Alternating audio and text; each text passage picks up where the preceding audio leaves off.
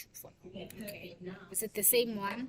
For like We use every the same video? one all the time. John wants us to use different ones, like when they have a prominent figure, let's say they have Julius Malema for the day, he wants us to have, you know what I mean?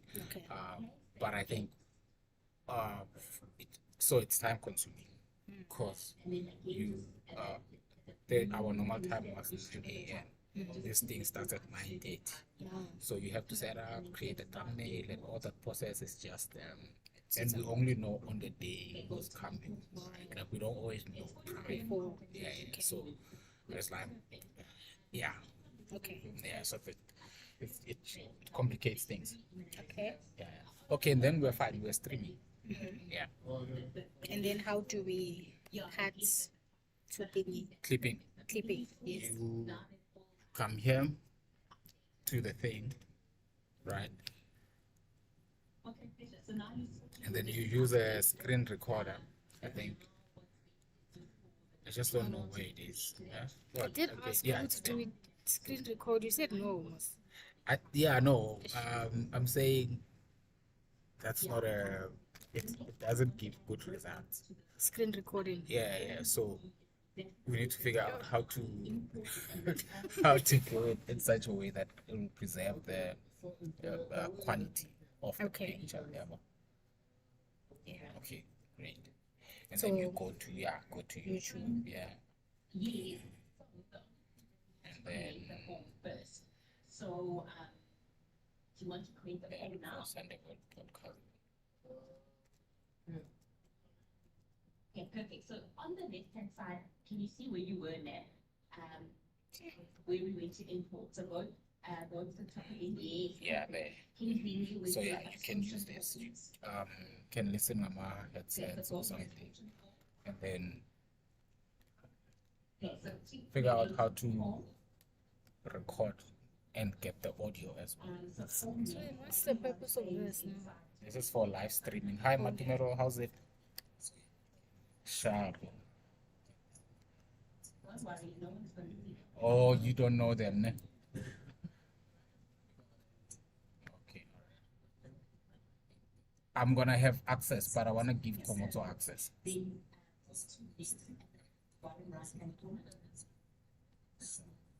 Komoto is a new tolerant. Komoto joined our team, you, me, and Komoto.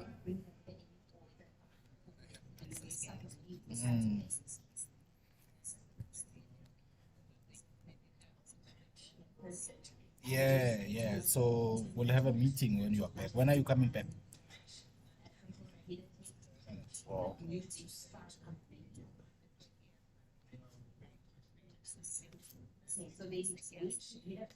Oh, okay. All right. No.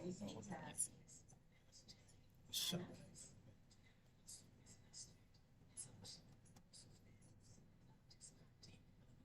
Yeah, perfect. See, can you see where it says basic field and there's a block that says first name? Just click on that first name and drag it. And then drop it. Perfect. And then, I don't know, do you want last name or do you just want email address? Okay, can you take last name and penalty? And then can you see email address? You also want self-confidence or only email address?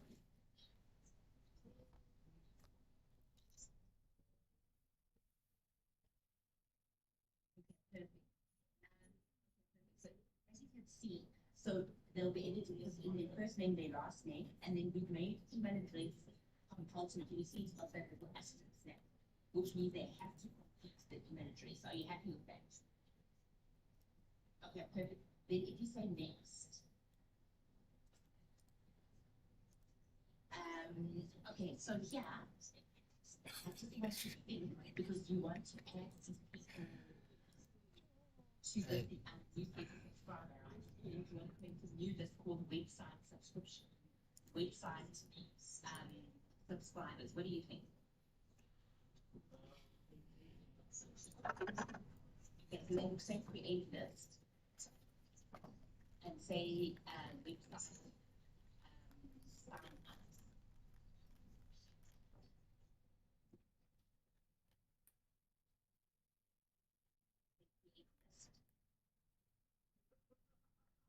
say next.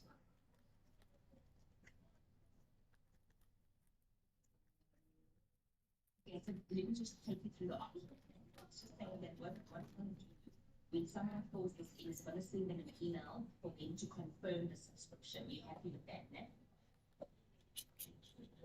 Yeah, perfect. Then obviously capture, we can leave all of this. And then we don't need a form expiry. Just click on redirect.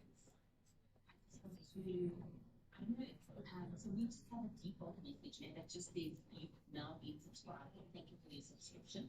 If you're happy with that, you can just leave it like that. Notifications. Do you want to be notified when somebody subscribes via the website? There's a meeting happening. I think it's connected. Yeah, It's still, I can hear You can hear. lady. That's good.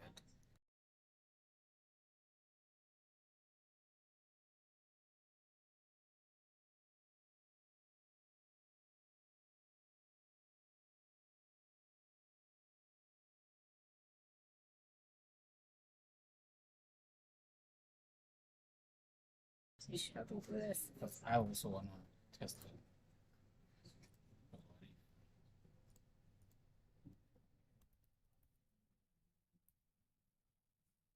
So you just see that copy that and proceed to your website. From the that is how people subscribe to the newsletter.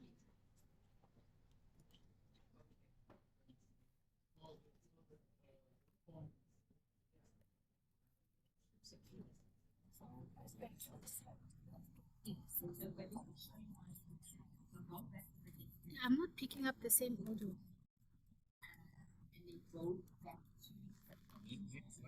I'm not picking up the same audio. Like something totally different is playing here. So You see what it says. I don't know what else is playing in the background. I'll have a listen.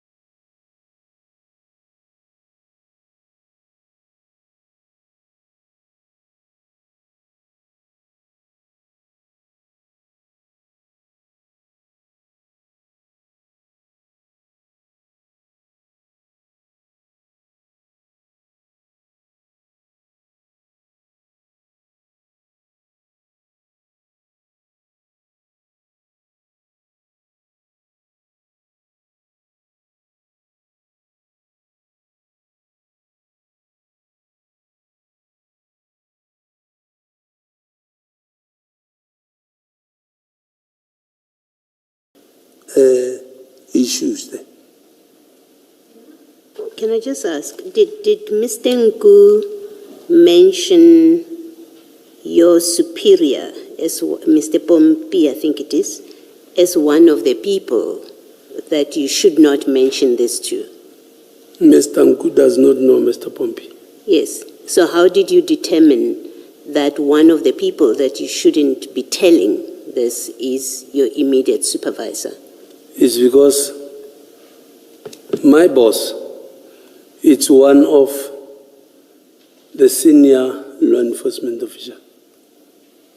And when he says senior law enforcement officials, did he say SAPS, RTMC, Gauteng province? Surely he must have given you specific. Did he say crime intelligence? Did he say DPCI?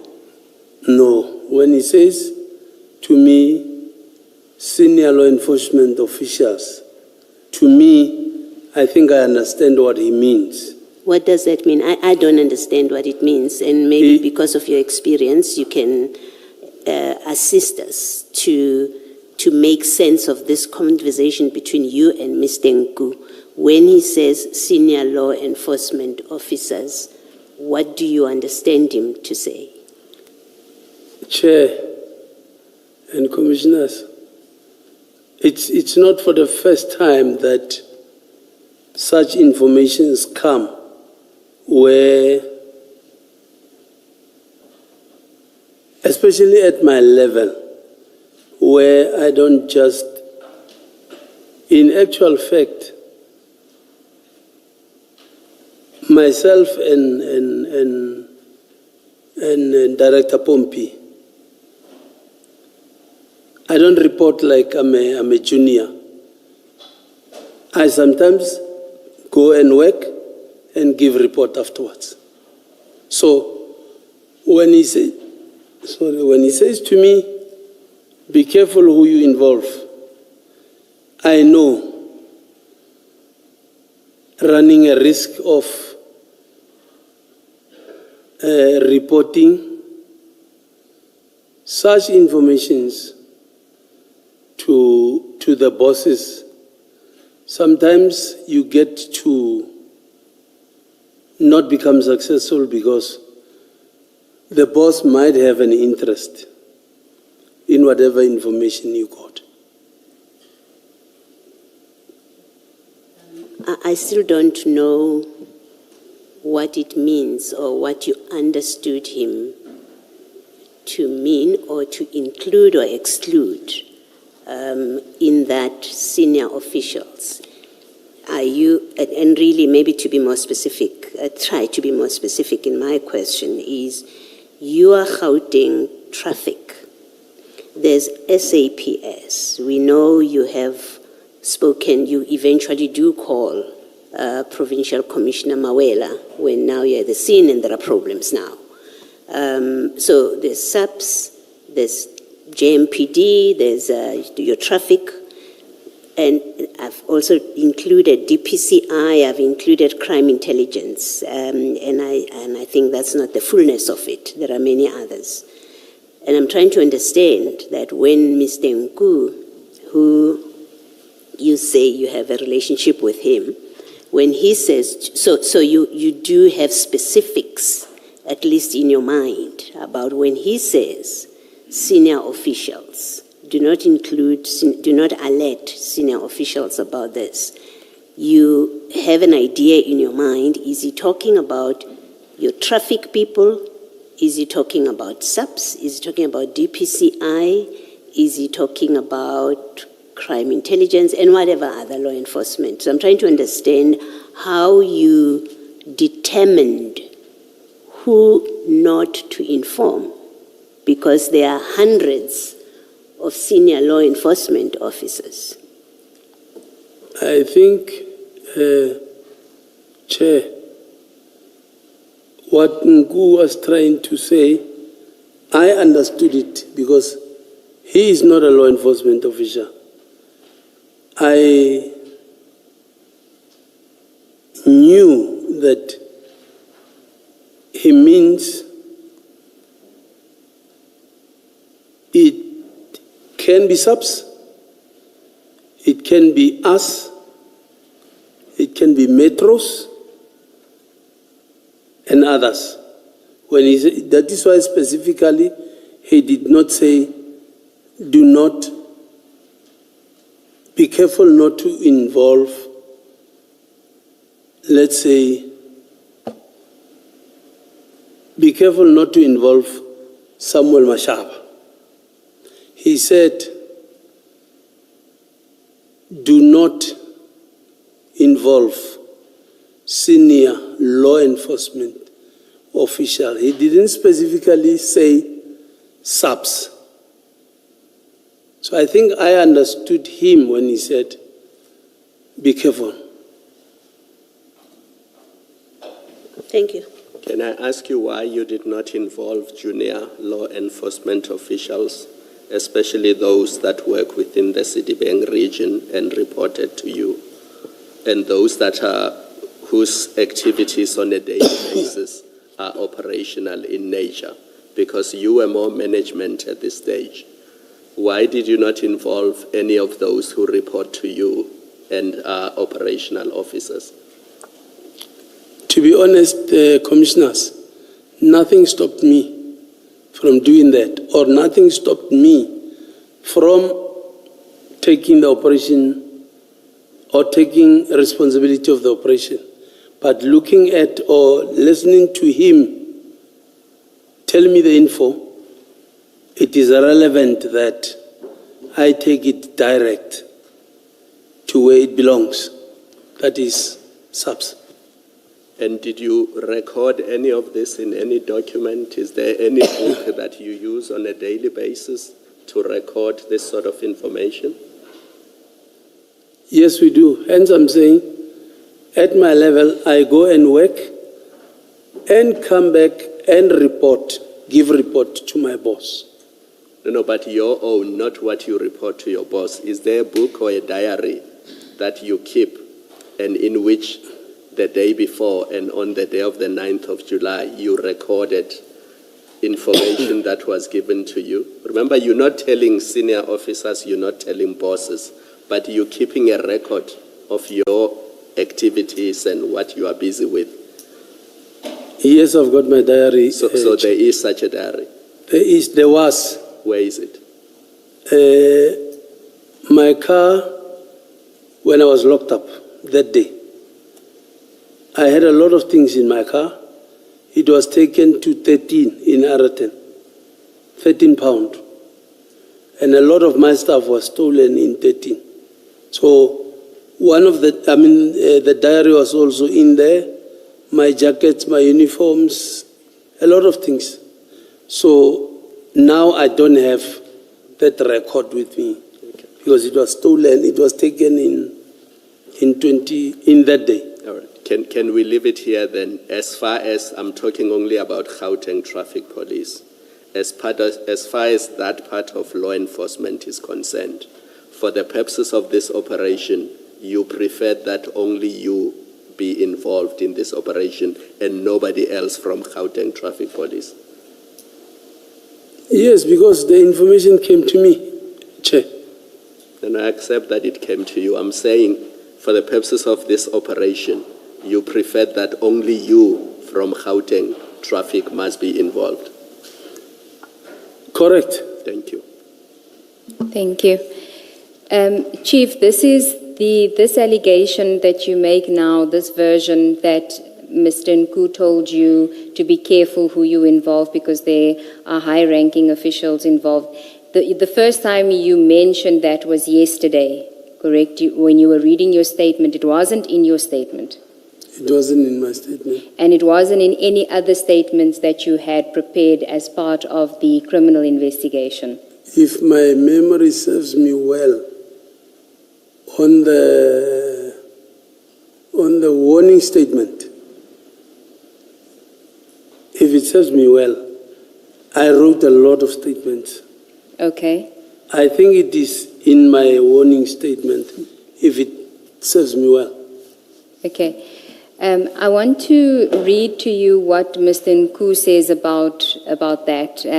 Commissioners, it's in Mr. Nku's statement on page 2. I'm not sure if you now have that file because he's not giving evidence today, but the statement had been made available. but I'll read it into the record. At paragraph 2.3, he says, communication of information. I informed Chief Mashaba of the information on or about 8 July 2021 around 7:30 p.m. after I became satisfied that the information was sufficiently specific to warrant operational follow-up. As the yellow jersey truck which was carrying the container in question had been travelling in record time towards Johannesburg. In relation to Chief Mashaba, it was a last-minute request, as the high-ranking official who was supposed to have assembled the team to run the operation was not available at that point. So it seems to me that he actually was going to involve a high-ranking official, and you were his second choice. And yet you say he told you to be aware of high-ranking officials getting involved in this operation. Well, I don't know who else did he tried to involve and didn't get. Yes. And he didn't even make me aware. But The point that is being made is that Mr. Nku himself, in his statement, was prepared to deal with a high-ranking official. He was prepared to share this information with a high-ranking official, and yet you say, he said to you, do not, be careful, do not involve high-ranking officials. So what is being pointed out to you is the contradiction between what you say he said to you and what he says in his statement, that he was prepared to involve a high-ranking official. And you're being asked to comment on that, the contradiction.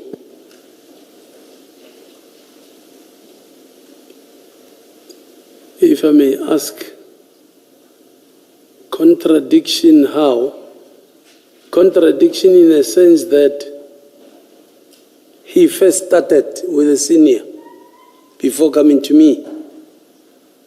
No, contradiction as in he was prepared to involve a high-ranking official to run the operation. That's what he says in his statement. He looked for a high-ranking official that would assemble a team to run that operation. He didn't find that high-ranking official, right? And then he came to you.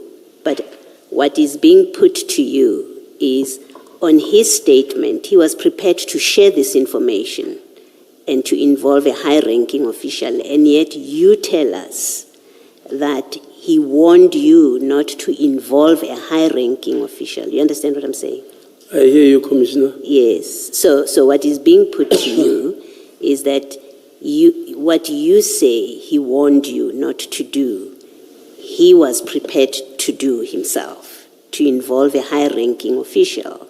And so he contradicts in his statement what you say he told you and is your reason for not involving or not informing your superior. To me, it doesn't sound like a contradiction. okay, did he tell you who the high-ranking official was that he initially wanted to get involved? No, he didn't. Okay. And so he says to you, don't be careful who you share the information with because there would be high-ranking officials involved. You take that to, you decide you're not going to tell anyone about this. You're going to deal with it on your own. I didn't take it light, yes. Sorry, you didn't? I didn't take it light. What does Yes. that mean? I didn't take it light. Didn't take what light? His caution or what? Yes, his Okay. caution. Okay. So did he give you information as to what drugs there were, the quantity? Did he give you any of that intel? Well, he didn't tell me exactly how big the consignment is. He did not. He just said to me, there is this in this truck. And he gave you the details of the truck? Yes, in the morning, Friday. The Friday. So you knew the Thursday of a possible drug trafficking the night before? Correct. Okay. And in your mind, what action do you then take? Because now it's an operation which you've decided that you're going to deal with. I said to him, please make sure It is possible. I mean, it is positive. You make sure it is correct. The information is correct before I can activate. Activate what? Manpower. Okay, what manpower were you going to activate? He's talking about the information of the truck carrying drugs. Obviously, Mashaba alone cannot do that. I will need assistance from other people. That's the manpower that I mean. Okay. This plan you only come up with after he confirms to you that there is, in fact, the truck does have drugs and it's on its way. It's not a plan. No. You said you're going to activate manpower. That must be a plan. You're not just going to activate manpower without a plan. Yes. Yes. So that plan, which included activating manpower, you only come up with the morning of the 9th, not Yes, the night before. After he confirms that now the truck is here, come and join me. Okay, the truck is where now? In Johannesburg. Yellow Jersey truck stop. So when he called you the Friday, the truck is already at the Yellow Jersey truck stop? Yes. Okay. And when he called you the night before, did he tell you where the truck was then? No. He didn't tell me. Okay. And what information did he give you for you to be sure that there was in fact drugs there? Did he tell you? He must have given you some information. It can't just be there's a truck with drugs, because you say to him the night before, make sure. So what additional information did he give you the next morning that gave you the assurance that he made sure that the drugs are in there? No other additional information. He said to me, there is this truck coming from Durban. It is carrying drugs. Can you assist?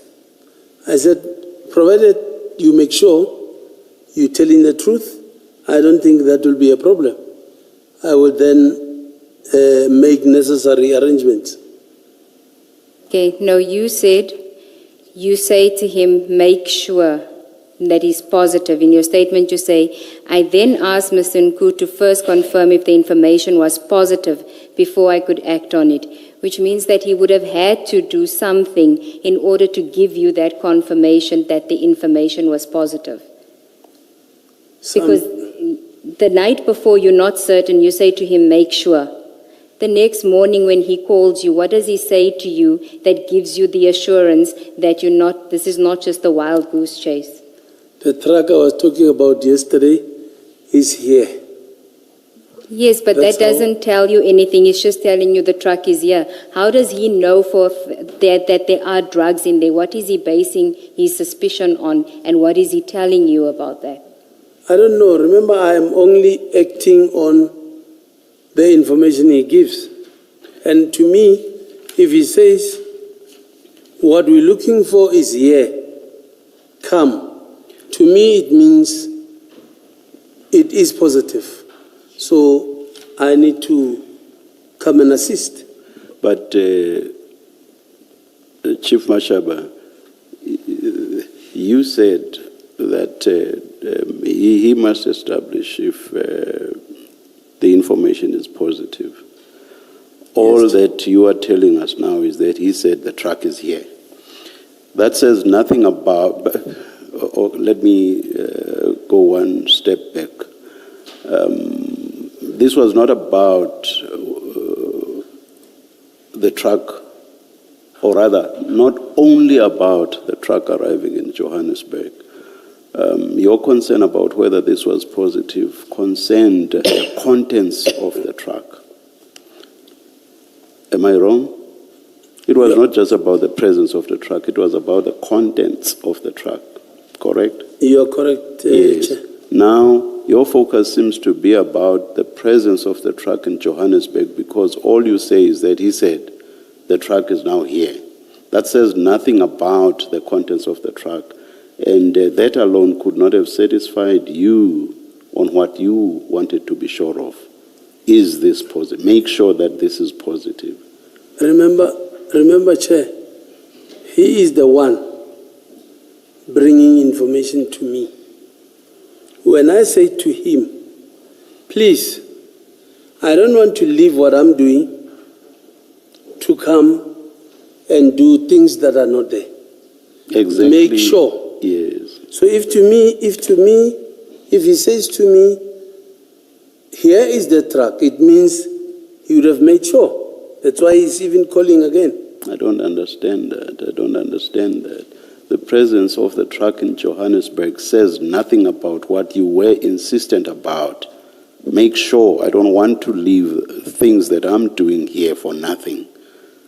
So we have not gone past that line. For all you knew, things could well have been exactly the same as the previous day. The truck is here. That says nothing about whether what you wanted to know had in fact been established. You don't know that. The presence of the truck in Johannesburg says nothing about that. That's what Mr. Sigels Ngcobo wants to establish. Says nothing about what you wanted to know about, which is the info. Make sure that the information is positive. I do not want to leave things that I am doing to come there for nothing. So make sure that the information is positive. All you get told is that the truck is here. That basically means nothing for your purposes, which is to know that the information is positive. Do you understand me? No, I hear you. Yes. I'm saying he's the one. Or to ask the question differently, what makes the information positive just because the truck is now present in Johannesburg? What makes the information positive?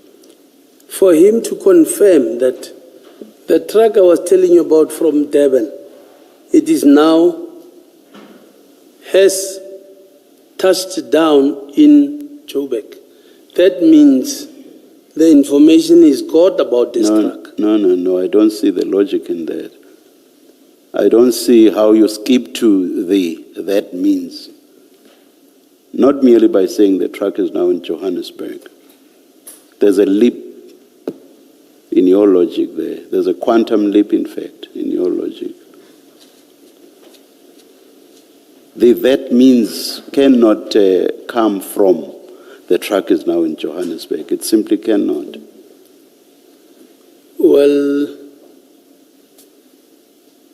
unless, Chair, the answer that I'm trying to give, or the answer that I'm giving, is that if you receive an information as a cop, as a law enforcement official, I know how to verify without you telling me the details of that information. If you say to me, I am following on information from Durban to Joburg, please be on standby. Once you say to me, the information I was telling you about has now arrived, it means, because it's your information, you know what you're talking about. It means it is positive. So the question, the answer I'm giving, I think it's, to me, that's how I understood it, and that's how I acted. You see, being prepared to act on a statement that merely says the truck is now in Johannesburg would make sense only if you already knew, you yourself already knew that this truck contained whatever it is that you were interested in.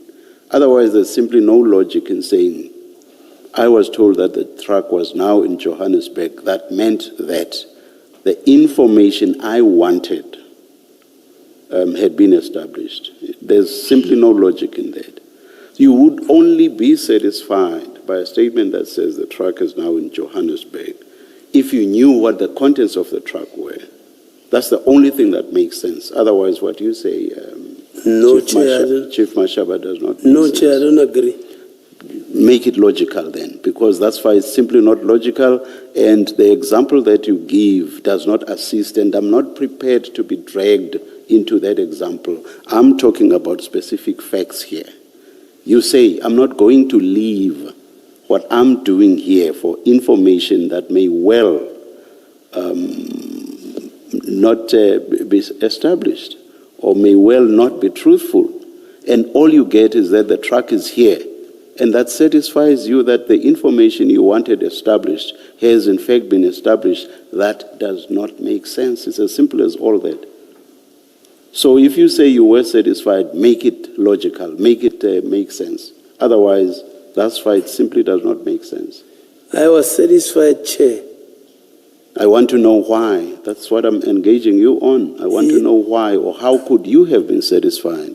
Yes, I was satisfied because at the back of my mind, the information I got is the truck will be carrying drugs from Durban. Obviously, when you say the truck I was telling you about yesterday, it's already here. Obviously, I know I'm coming for the truck that you told me about yesterday, that are carrying drugs, and the truck is here. That is why I acted. Ms. Sigers-Ncube? Chief Mashaba, you just said now that the information you were given was that that truck will be carrying drugs. So Mr. Nku knew it as a fact that there were drugs in there. That's his information, yes, he knew. But in your statement, you say, which was allegedly suspected to have drugs in its cargo. So it was an allegation. And earlier on, you also dealt with it on the basis of a suspicion that there would be drugs. Now you're saying he told you as a fact that that truck will be carrying drugs. So Mr. Nku knew for a fact that there were drugs in that truck. Mr. Nku knew because he's the one who's got details of that truck. Okay, so did he tell you that the Thursday night that there will be drugs in the truck? The truck is carrying drugs. Definitively. Yes, I knew the Thursday. Okay, so we can forget about your statement where you say that it was allegedly suspected. Your information was that there are drugs in that truck. To me, it's an allegation. It's not a confirmation. To me, I'll treat it as an allegation. Hence, I said, please make sure it's positive. But it brings us back to what the chair is saying. So if Thursday night you're not satisfied with what he's given you because you don't activate your plan Thursday night, what is it that he tells you Friday morning that makes you activate your plan to get somebody involved, to take you away from your regular duties so that you can go and chase these drugs with him? What does he say to you? Did he give you pictures of it, of the drugs? No, he didn't. Okay, what did he say? I don't know. Maybe you want me to tell you what you want to hear. I'm saying, to me, it's enough when he says the truck is here. Okay. No verification done on your side? No? No verification of the information from a civilian done from your side as a law enforcement officer? The verification would be, I need to come. And okay, with the truck, I need to come and open. That is the only verification. Other than that, I treat it as an allegation. Okay. Did it at any point occur to you that you're getting information from a civilian and perhaps you should involve crime intelligence to verify the information that he had given you? Crime intelligence, this thing, already it's Thursday. On Friday, it was in progress already. I don't think I had that luxury of time. No, you did. Because you knew Thursday night that there are drugs in the vehicle. You went to bed, you slept, you woke up the next morning, you were given no new information, and then you still ask him to come back to you, and then you activate your team. You had at least 8 hours. At least. So you did have the luxury of time. I did not have. Okay. If you didn't have the luxury of time, what were you doing between the evening when he told you about it, the next morning when you activated your plan? I slept and waited for his call the next morning. Is that not a luxury of time? I slept. Yes. Waited for his call. And maybe if you had activated crime intelligence that night, they could have taken over and they could have confirmed the information. No. And is it not? Okay. No. How do I activate something that I still am waiting for its confirmation? I cannot invite anybody until I am satisfied about it. And then on Friday, it is now in progress. So will I have time to involve or to invite crime intelligence? Yes, you would have. And that truck was coming from Durban. Please, okay, sorry. Please, let's talk a practical thing here. Let's not talk theory. Yes. I'm saying to you, I did not have time, and there was no time, because how do I have time where this thing is in progress? Yes, you do. Aren't you in charge of the roads? Aren't you in charge of the Heidelberg Way Bridge? Mustn't that vehicle pass the Heidelberg Way Bridge from Durban to Johannesburg? If it would have passed the Way Bridge, I would have known, because it was going to be overloaded, it was not going to pass. Yes, but you know that it must pass there, or it took another route, because you're being given information, tracking information, because how does Mr. Nku know that the vehicle is now in Johannesburg? It must be that when he spoke to you the Thursday night, the vehicle was not yet in Johannesburg. Correct? It was not yet, yes. Yes, so it would have passed your district on its way to Johannesburg, correct? Yes. Yes, and it would have, if it took the correct route, which I'm assuming it would have, because Scania is not going to put its vehicles on a back road, so it would have taken the official road, which has a way bridge, which you are in charge of, correct? Yes, remember, I am not carrying that duty, either to follow or to make sure where is it passing. No, no, Chief, that is not correct. You told us how you are in charge of the Heidelberg Way Bridge to inspect those officers. That vehicle must pass the Heidelberg Way Bridge. If Mr. Nku had given you the details of this truck and told you where this truck was going to, presumably he gave you the license plate details of this truck, because how would you know which truck to find when you get to the logistics company? So you knew the drivers, you knew the license plate of that vehicle. You were in charge of the Heidelberg Way Bridge. So you could have asked your members to stop that vehicle at the Way Bridge. You could have, and then you could have inspected it at the Way Bridge. And if it was overweight, that would have given you more suspicion, and you would have had the manpower within your district officially conducting the operation. But you missed that opportunity intentionally so that it can go to Johannesburg, which is out of your district. Why would you do that?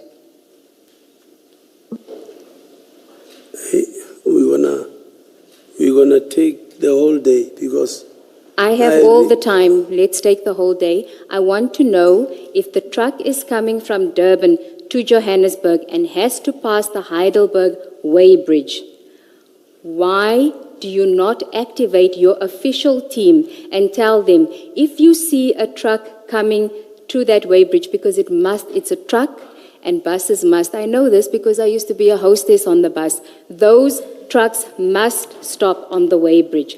Or they can pass if authorization is given from somebody for them to pass, which happens, and you could have done that. How do I activate on something, the details I got on Friday? No, you How got do it on Thursday, the 8th. Information, I got the information on Thursday. Yes. The details of the truck, I got it on Friday morning. Okay, so you got the details now on Friday morning. Not now, I've been saying that. Okay. So you get given the details of the, so that's the new information you are given on Friday that we've been asking you all along. You see now, I'm saying, and I've been saying it, where did I say I got the details of the truck on Thursday? Where is it? We asked you what new information were you given that made you activate your team on Friday. You said, he didn't tell me anything new. He didn't. He just told me the truck has arrived. Do you recall that evidence?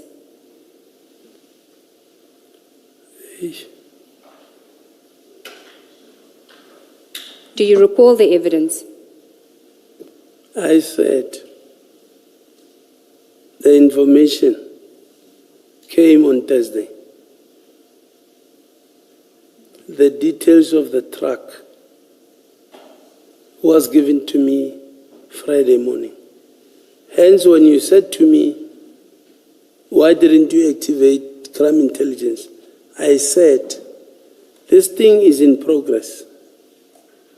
How do I have a luxury of time to inform other people? Whereas crime has been committed now, it's moving now.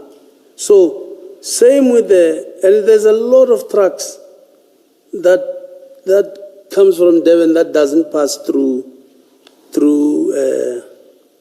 our way bridge, especially trucks that are carrying wrong things. They don't. So, I didn't have the details of the truck, and I did not say I had the details of the truck on Thursday. I said I got the information on Thursday. That's what I remember saying. Let me take you back, Chief Mashaba, to something you said when I was engaging you right at the beginning. You said that when a crime outside of traffic matters, in fact, I specifically referred to murder as examples, of course, and armed robbery. You said you would report that to SAPS. At what level of SAPS would you report this? At what level, Chair? Yes, within SAPS. Who would you report to within SAPS? It will depend what kind of information. If let's say the examples I gave, murder and armed robbery, where would you report that? Well, if that information I get that, let's say for instance, the murder is committed by Madlanga. Please don't use me. Don't use me as your example. Okay, sorry, sir. If the murder is committed by Musigid, Please don't. I will just say by Mr. X or something like that. Oh well. If the is committed by Mashab, I cannot report that to Mashab. For obvious reasons. You see, I'm not sure how to engage with that because now I don't know whether I should take Chief Mashaba as being Chief Mashaba within the provincial traffic department. That's my difficulty because my question relates to you reporting to SAPS, if you see what I mean. So now I don't know where to place you. Do I place you within SAPS? Do I leave you within the provincial traffic department? So I think please make your example relate to reporting to SAPS. I think, Chair, what, in all honesty, Yes. what makes us sit here is the issue that I involved SAPS. Hence, we're talking SAPS. Can now. you please answer my question directly? I want to know, in accordance with the requirement that provincial traffic officers must report crimes that do not fall within their purview of functions to SAPS. So I want to know, in terms of the applicable prescripts, who you would have to report the examples that I gave, murder or armed robbery. Who within SAPS would you have to report to? I'm asking for a direct answer, please. I'll report to a police station. That's where that murder has occurred. Let's say if it happened in Alberton, I'll report to Alberton. And now let's come closer home. And in respect of a suspected crime relating to narcotics, where would you report that? Something like that. Let's leave out the situation where, for whatever. I'll start. Yes. Where would you report something like that? I'll start with each jurisdiction of that narcotics. Where is it? Okay, now in again coming even closer home. Now here we know that we had narcotics that were alleged to be transported from Durban to Gauteng. Where would that's a moving jurisdiction, as it were? So where would you report something like that? Alberton. Within SAPS. Alberton. Because it is in Yellow Jersey. Yellow Jersey is policed by Alberton. Also, you would look where the truck would ultimately land or end up. Yes, Chair. All right. Thank you. Yes, Ms. Sigels Ngube. Thank you, Chair. I was wondering if this would be a convenient time to take the tea adjournment. Let's adjourn and resume at 11:25.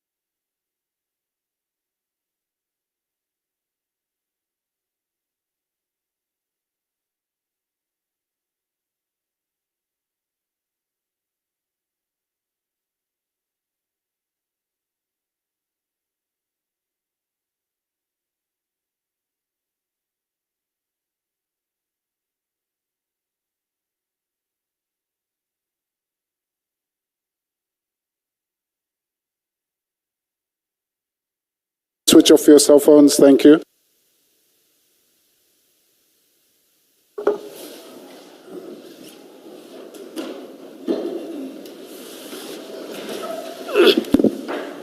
Yes, Ms. Thank you, Chair. Zingube. Thank you, Chair. I just wanted to find out if Commissioner Kumalo had handed up. Are you going to deal with it or? Okay. Chief, can I just go back to what we were discussing just before the adjournment about the information that you had on the Thursday night? Had you asked Mr. Nku about the details of the truck? Well, you didn't ask him about the details of the truck on Thursday. He just told you about a truck with drugs. I didn't, yes. You could have asked him that evening, Thursday evening, the details of the truck. I could have. Yes, you could have asked him for the details of the truck to get more information from him. Correct? You could have. Well, yes. Okay. Yeah. He didn't say to you, I don't have any details about the truck as yet. That's all I have. The only details I have is that there's a truck coming from Durban to Johannesburg with drugs in it. He didn't say to you that's the only information he had. No, he didn't. Okay. So if you had gotten the information which you say you didn't have, the details of the truck, the license plate, if you had elicited that information from him the Thursday night, you could have activated the team at the Heidelberg Way Bridge to be on the lookout for that truck, correct? If I would have, sorry? If you had asked him for the license plate and details of the truck on the Thursday, you could have asked your team at the Heidelberg Way Bridge to look out for the truck, correct?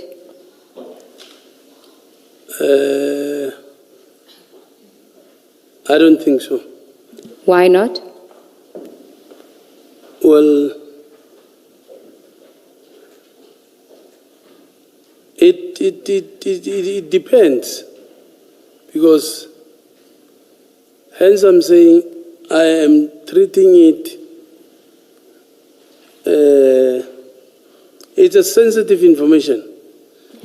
I won't just say look out for the truck as if I'm interested in or doing business with such things. No. Hence I'm saying it depends.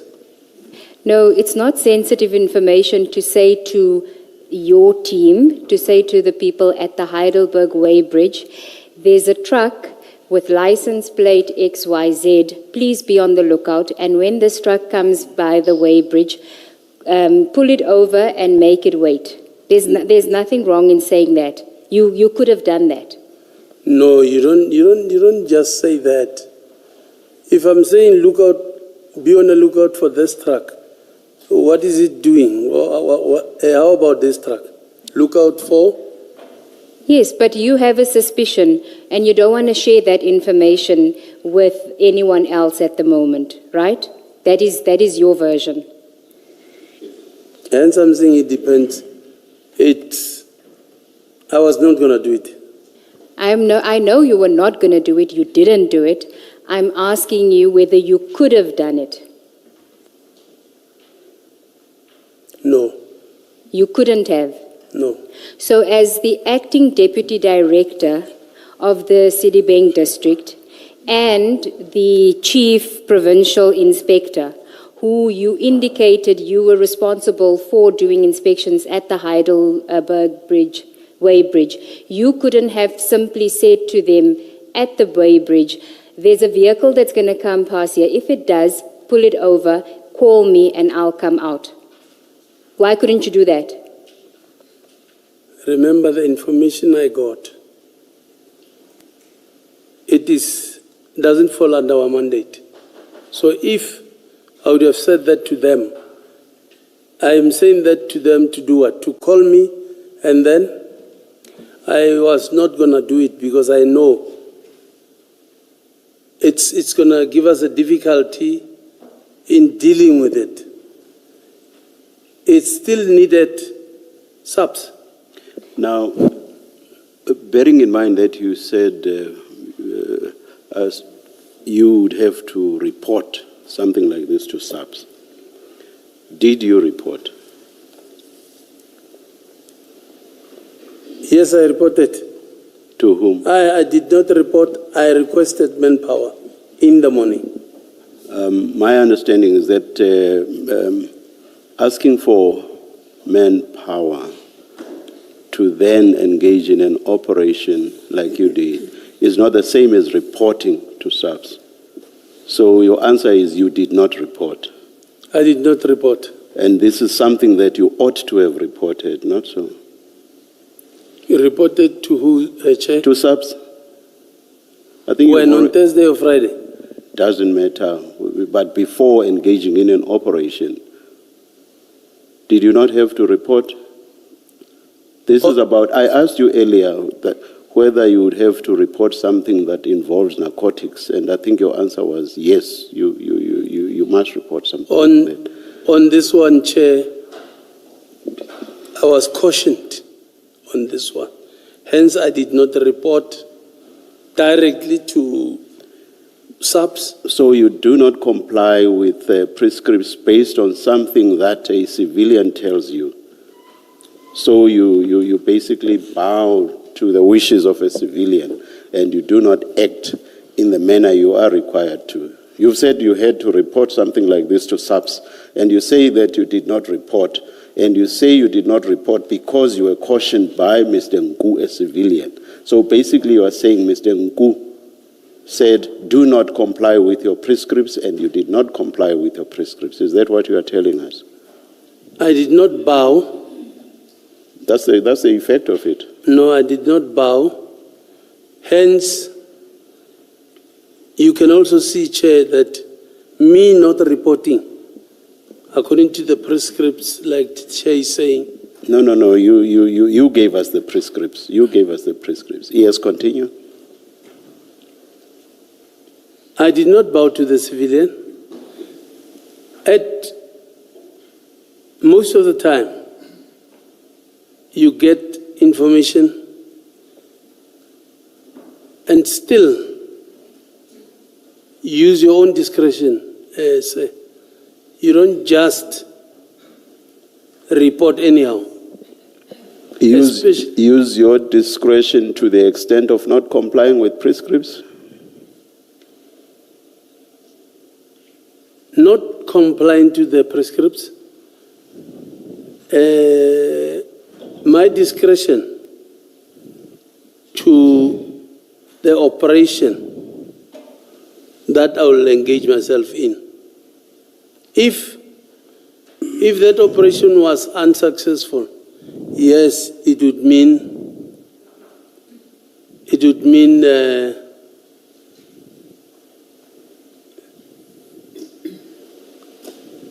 if it was not successful, then it would mean I would have broken the law.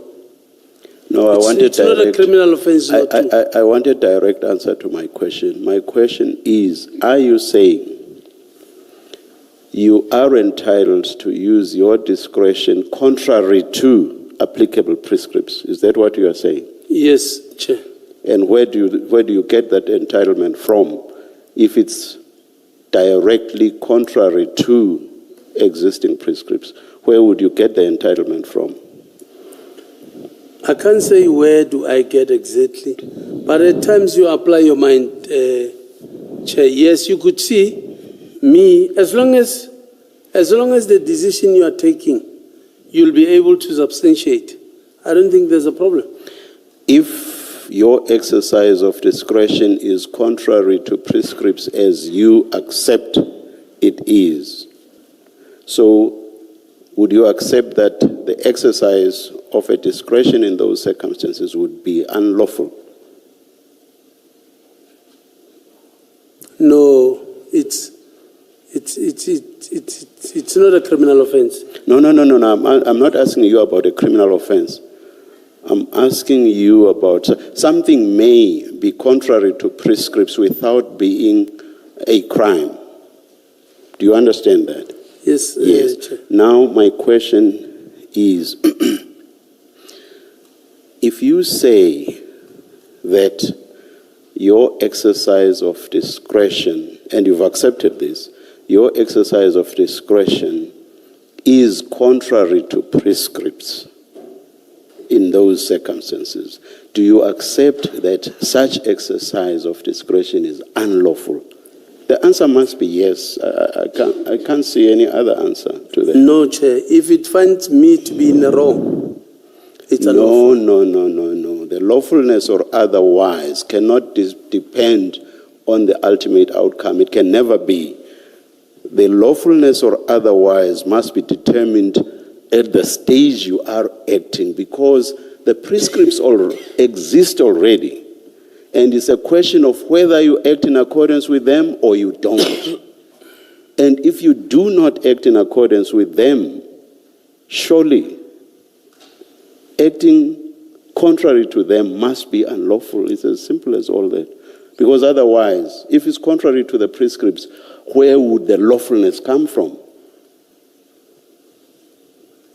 How we operate as law enforcement officials, I don't see it as unlawful. Where does the lawfulness come from? Hence, I'm saying if it find to be wrong, my actions. It's wrong at the entry point, Chief Mashaba. It's wrong at the entry point. Once you act contrary to the prescripts, that's unlawful. It must be, surely. Regardless of what the outcome might be at the end. That's very logic. That's simple logic. Okay, fine, Chair. If we're not talking this case, it is unlawful. Thank you. If we're not talking this, it is unlawful. Now, my earlier question was, and what makes this case different? What makes this case different? Because it is in terms of, because you've accepted that with narcotics, which this case was about, with narcotics, you have to report that to SAPS. And we know that you did not report. I'm correct thus far, am I not? We know that you did not report. So based on the prescripts that you told us about, that must be, even in this case, that must be unlawful. So I want to understand the distinction you appear to be drawing about this case. Not that I bowed to the information, but because of being cautioned, I don't see it as... Being cautioned by Mr. Nku, a civilian. Yes, Now that takes me back to my original question. My question was, so you follow, I'll avoid bow because you seem not to want to subject yourself to the verb bow. Now, you choose to follow what Mr. Nku says to you, the result of which is you breaching existing prescripts. So that's the choice you made. I don't choose, Chair. I don't choose. I think, like I'm saying, if I will be found to be in the wrong, yes, I would agree. But in this case, because at the ultimate end, we know that our bust was successful, I still give myself a tap on the shoulder. So the breach of prescripts becomes irrelevant because of a fortuitous outcome. The breach of the prescripts right at the beginning becomes irrelevant according to you. Hence I said, Chair, if I can substantiate my actions, yes. I will end this debate because it doesn't make sense. I will make it from your side, not my side. What I'm saying makes sense.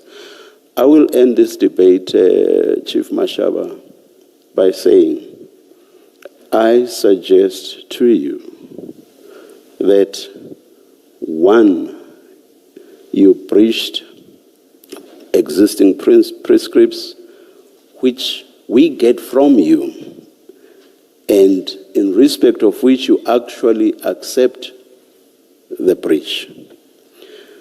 Two, I will go further.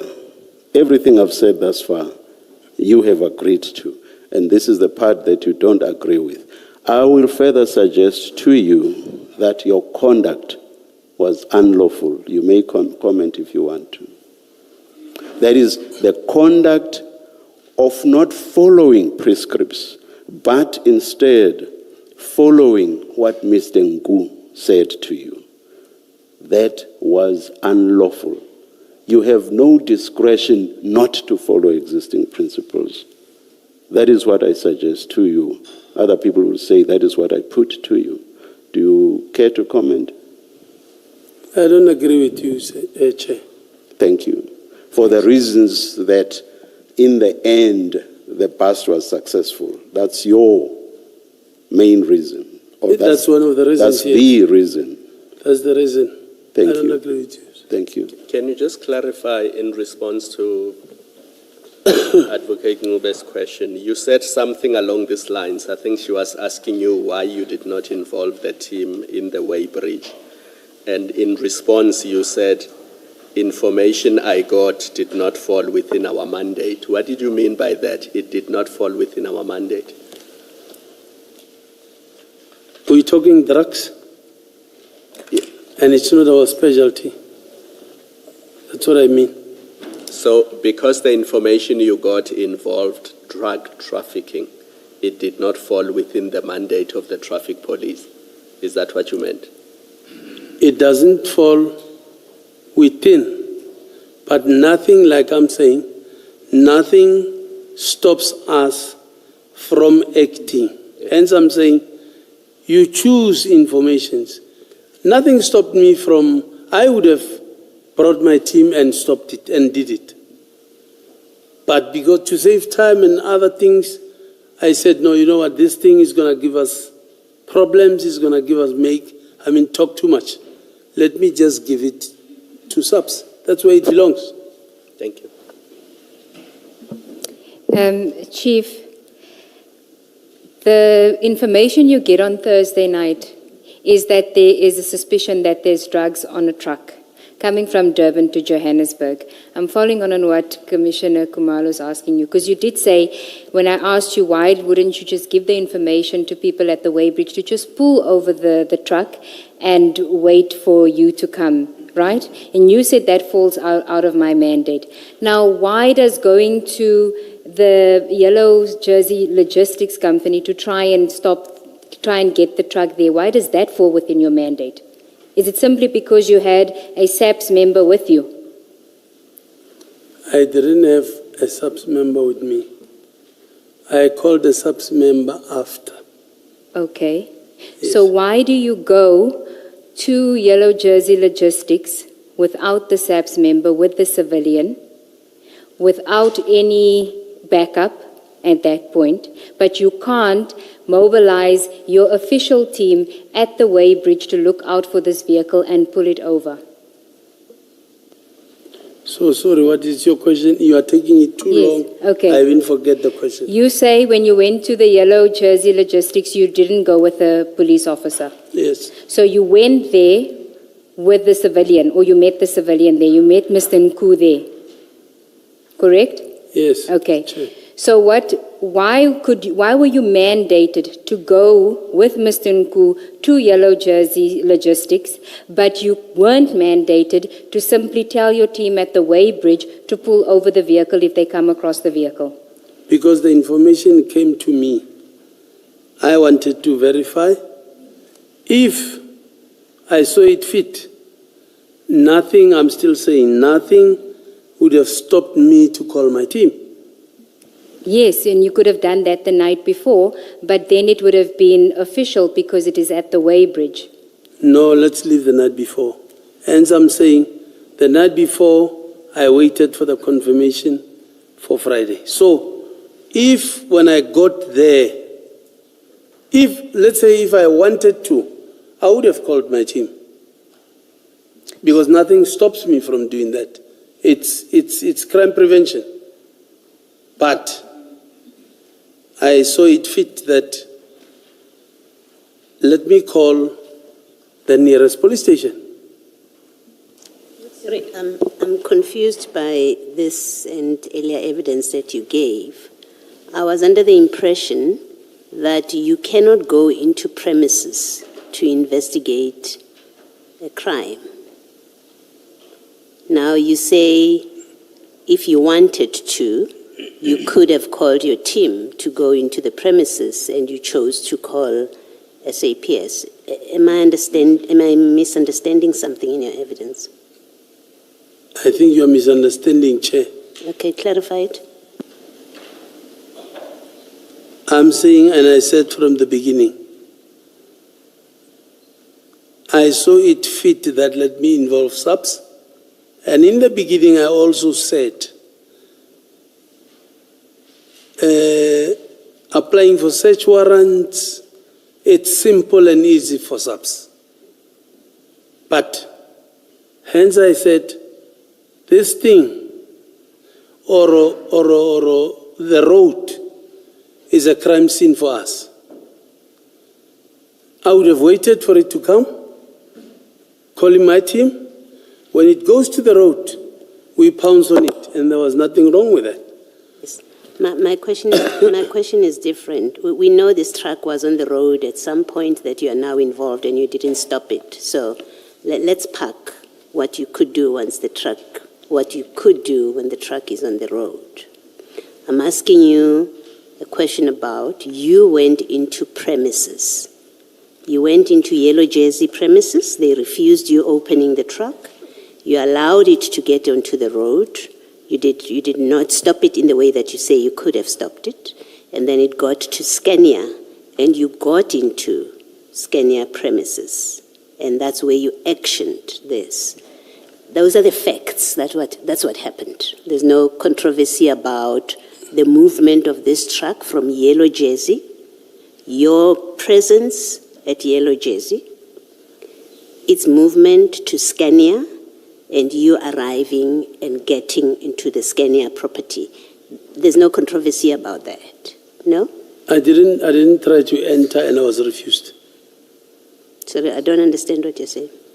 If I heard you correct, Commissioner, you're saying I was refused to enter. No, I didn't say that.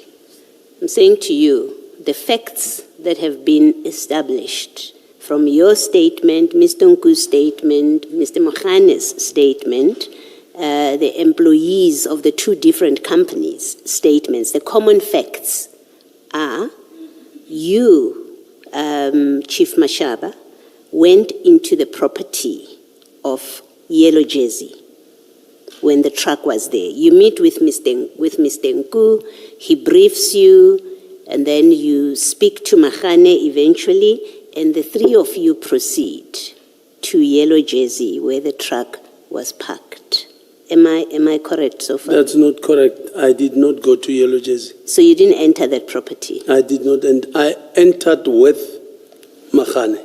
Yes, that's what I'm saying. You were there on that property. Well, what is it that you're disagreeing with? Oh, I said, I heard you saying I entered and I was refused. I didn't say that. I didn't say that. Please try and walk with me here. Don't anticipate me. Just walk with me, and you can correct me if I'm wrong. I'm saying to you, you, Mahane, went to Yellow Jersey property. Yes, you entered that property, right? You then left the property following the truck. The truck left for Scania. You were behind the truck. Correct. You were accompanied by a Yellow Jersey employee. You give us his name, right? That you said he can join you just to make sure that you are not bogus. He gave us the escort, correct? Yes. So you all traveled together in convoy. And then you arrived at Scania, this yard, the Scania yard, and you all went onto the property. I'm right so far, right? In that recollection of the evidence. Yeah, so there's no controversy about that. My question is I earlier understood, much earlier in the day, today, I understood your evidence to be that you don't, as traffic police, get onto a property to investigate a crime. I understood your evidence to be that. And I was asking you to correct me if I'm wrong in that understanding of your evidence, that when it is now on a property, you don't have the jurisdiction to go and investigate it. You call the SAPS and you go in with the SAPS. Hence I said, Commissioner, as a traffic officer, it's something else. As permitted by law under 334, nothing stops me. Hence I was asked at some stage, where Namashaba, what else can you do? I said, the only thing that I cannot do is to investigate the docket. Other than that, I can, Chair, Commissioner, I can. So you didn't, are you saying you did not need the SAPS to be there for you to conduct the operation that you eventually conducted? SAPS did not have to be there. To make things easy, Chair, you quickly involve people that you know life will be easy when you are with, because that is the area of expertise. So, that is SAPS. Yeah. Chief Mashaba, that's not my question. Please, it's not my question. My question is, and it's simple, it's straightforward. It is your evidence that to conduct this operation at Scania, where you instructed them to open the container, and it was opened, the drugs fell out, and they were put onto a van. It could have been anyone's van. My question is simply this. For that to happen, for you to be able to instruct, to get onto the property, instruct, open this container, put these drugs onto a van, you did not need the presence of SAPS. And I'm simply at this point not debating the correctness of whatever your answer is. I'm asking to clarify, is that your evidence? You did not need the SAPS to be there. This is an operation that you, traffic officer, could have called your other colleagues and did exactly the same thing without SAPS. It's simply that. I'm saying, Chair, Commissioner, I needed SAPS, but I'm still saying nothing would have stopped me from doing that if I was following or I did exactly what I did from Yellow Jersey. Nothing would have stopped me to have entered into that premise. Nothing. But I needed SAPS.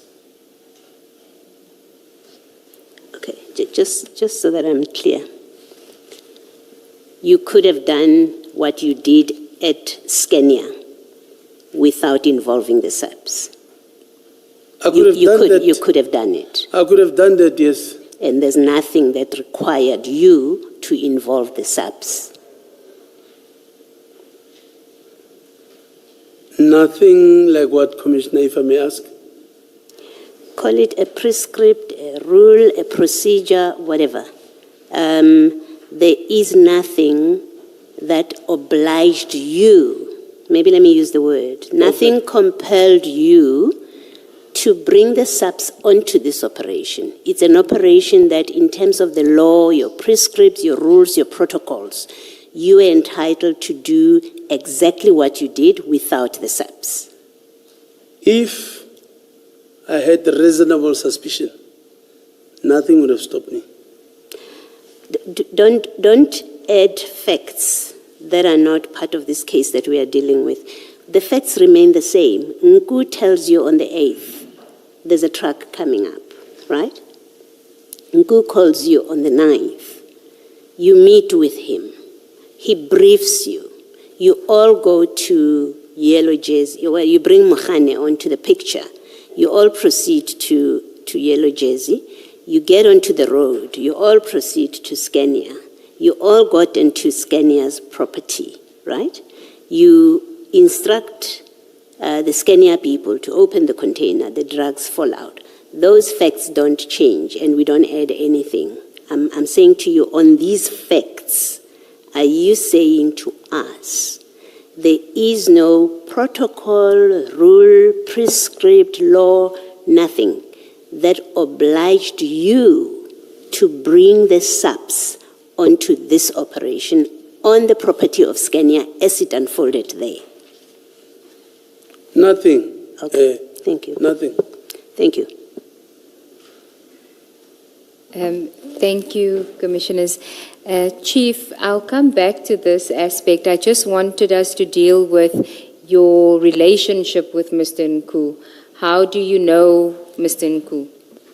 I know him through a friend in 2019 as a businessman in a forum of business against crime. So was your relationship with him a social one, business with Mr. Nku? What kind of relationship is it? Were you guys friends? Not friends, a contact, I will say. A contact in what sense? Business contact? Socially means I will go out with him, maybe go drink or maybe go party or something. I'm not in business with him, and I don't do that with him. It's just a contact, a person that I know. Did you do any work for him in your official capacity? I would. Yeah, he once gave me an information. Unfortunately, other informations were out of the province, out of my jurisdiction. I could not assist. But I remember he once gave me the information of a diesel, this fake diesel in Vereeniging. And we did it with the police. Okay, so that was something that was within your jurisdiction. I did it with the police. Okay, and what was the one that you said you couldn't do it because it was out of the province? Well, because of it's out of my scope, out of my jurisdiction, I wouldn't want to entertain such. Oh, he didn't give you details of it? No, he didn't. He just said, for instance, let's say, there is something in Bedbridge. I said, no, I don't want to know. Bedbridge is really out of my jurisdiction. Did you consider him an informant, acquaintance? What was it? I would say an informant because he was doing it voluntarily. And were you aware of what type of business he was doing? I was not aware. Okay. Did you know whether he had a boss? Was he reporting to a boss? No, I don't know. You didn't know if he was reporting to a boss? No. He never mentioned to you that he was speaking, that he had a boss that he was doing certain work for? No. Okay. And you say that you didn't know what type of business he was doing? Yes, I didn't know. Okay. I want us to go to a bundle which is called, if you look at the spine, and we'll ask them to assist you, WhatsApps and screenshots bundle.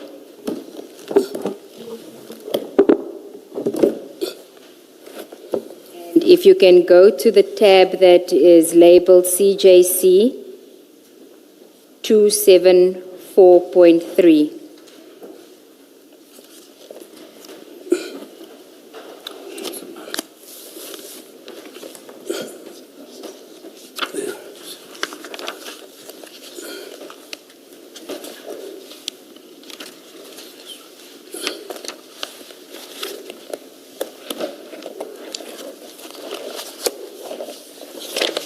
Page 55. Yes, page 55. Yes.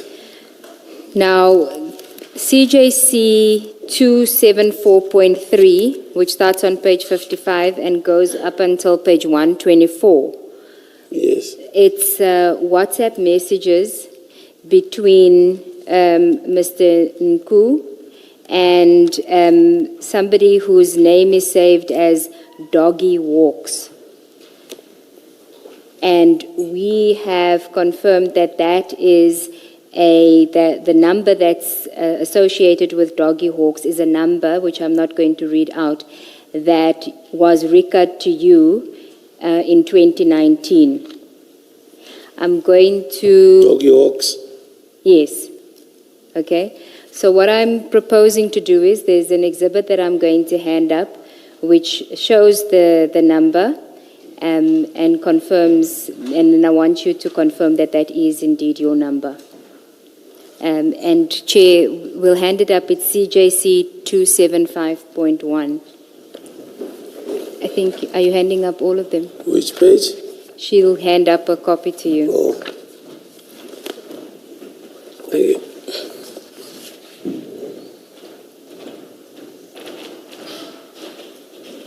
Do you have it? Yes. So do you see the first number there, and then it says at s.whatsapp.net, and then it says Doggy Walks? Do you see that? I still use the number, yes? Is that your number? That's my number. Okay. So the chats at 55 to 124, CJC 274.3, is between that number and Mr. Nku's number. Okay? And I want to go through these chats just for us to establish the kind of relationship that you had with Mr. Nku and some of the activities that the two of you were engaged in. Now, if we could start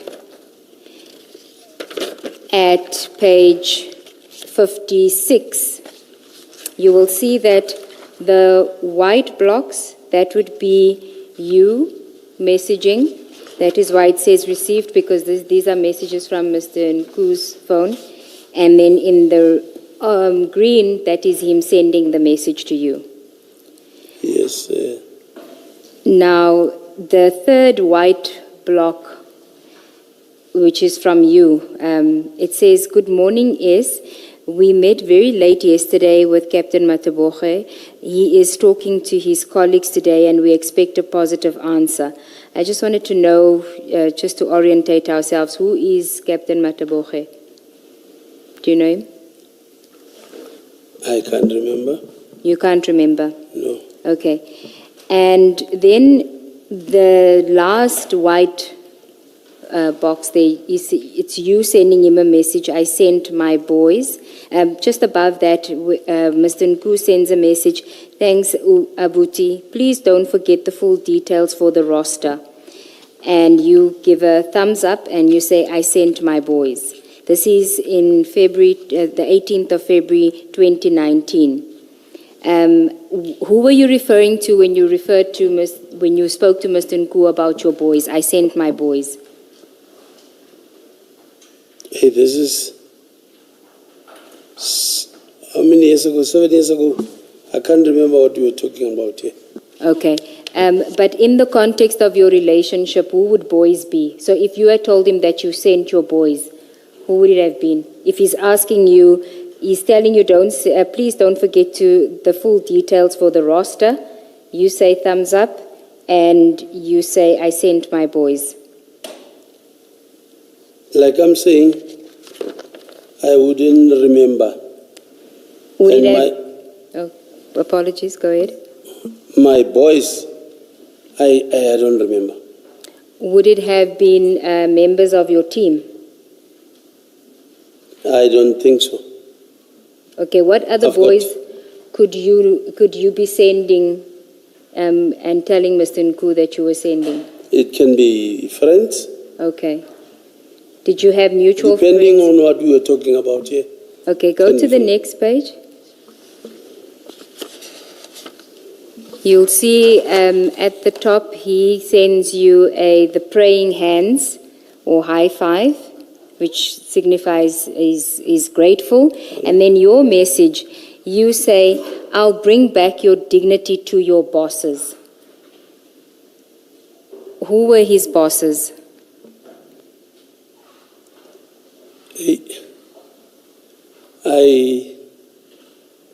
I don't know him as having any boss, and I don't even know, and I don't remember what were we talking about here.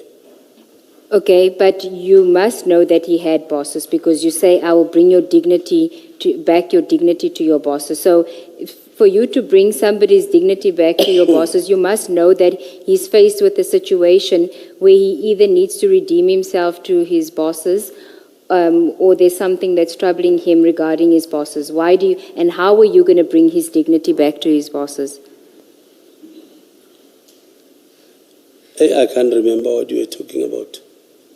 You don't recall? I don't recall. Okay, I think, Chief Mashaba, even allowing for, the passage of time, that this is in 2019, Yes, this kind of communication, this kind of language speaks more to you knowing something about his relationships, his activities, and his relationships. That's what it speaks of. And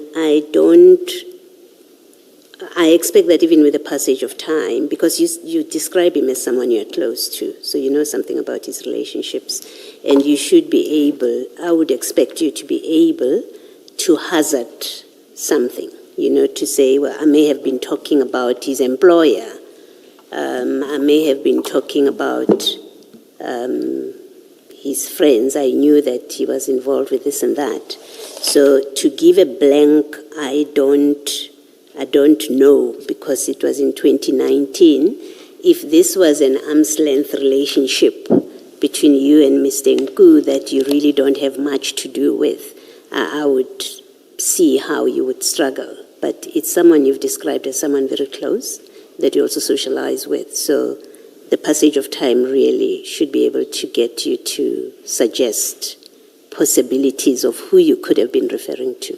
It may not be completely helpful ultimately, but I think a blank, I don't know, doesn't seem to be an attempt at giving some information. So I guess what I'm putting to you is, surely, given the nature of your relationship that you describe as close, you should be able to hazard some suggestions who you could have been referring to. I don't know, Commissioner. I can't recall. Do you know anything about his life other than you socializing with him? I mean, he's your informer. You say he's informed you about other things in the past, so you do have quite a relationship with him. You do. I know nothing about his life. I don't even know where he stays. Even today, I don't even know. Thank you. Let me ask basically the same question about the bosses, but slightly differently. As you sit there now, you say you know nothing about Mr. Nku's bosses, but would you accept, based on the content of this chat, that at the time you must have known something about his bosses? Not unless I'm maybe reminded that this is what you guys were talking about. But for now, I can't recall anything because there is nothing that we did My question Especially- my question does not relate to what you were talking about. It relates to the fact that there, in so many words, you refer to his bosses. Do you accept that at that time, I'm not asking about now, at that time, you must have known something about his bosses? Let me read this. Well- I'll bring back your dignity to your bosses. You could not have written about his bosses if at that time you did not know something about them. Do you follow me? I get you, Chair. So do you accept that at that time, let's forget about what you know now or do not know now, at that time you knew something about his bosses? Otherwise, what you wrote there would not have made sense whatsoever. So do you accept that at that time you knew something about his bosses? I wouldn't agree because anything with cell phones, it's possible. So at that time, I don't. maybe because Yes. we were, if it's really me, yeah, if we were talking about that, those bosses and the dignity, at that time, if it's me. So you're saying then it anything, may be- you just said anything is possible about phones, and you've added to that that if it is you, you said speaking or maybe writing.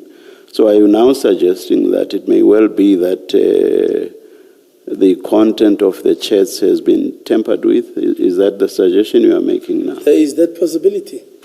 Yes, Ms. Sigels-Ncube. Thank you.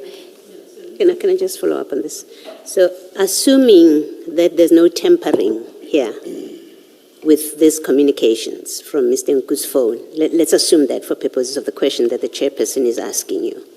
Assuming there was no tampering and this is an accurate, unadulterated reflection of your conversation, you must accept that at this point you knew something about his bosses. Him having bosses, even if you may not have known who are the bosses, but you knew something about his bosses. I must accept. I'm saying you must. It seems logical. Assuming, remember where I start. I start by saying, let's assume for purposes of my conversation with you that this, which you see at this WhatsApp message at page 57, is an accurate reflection, assumption.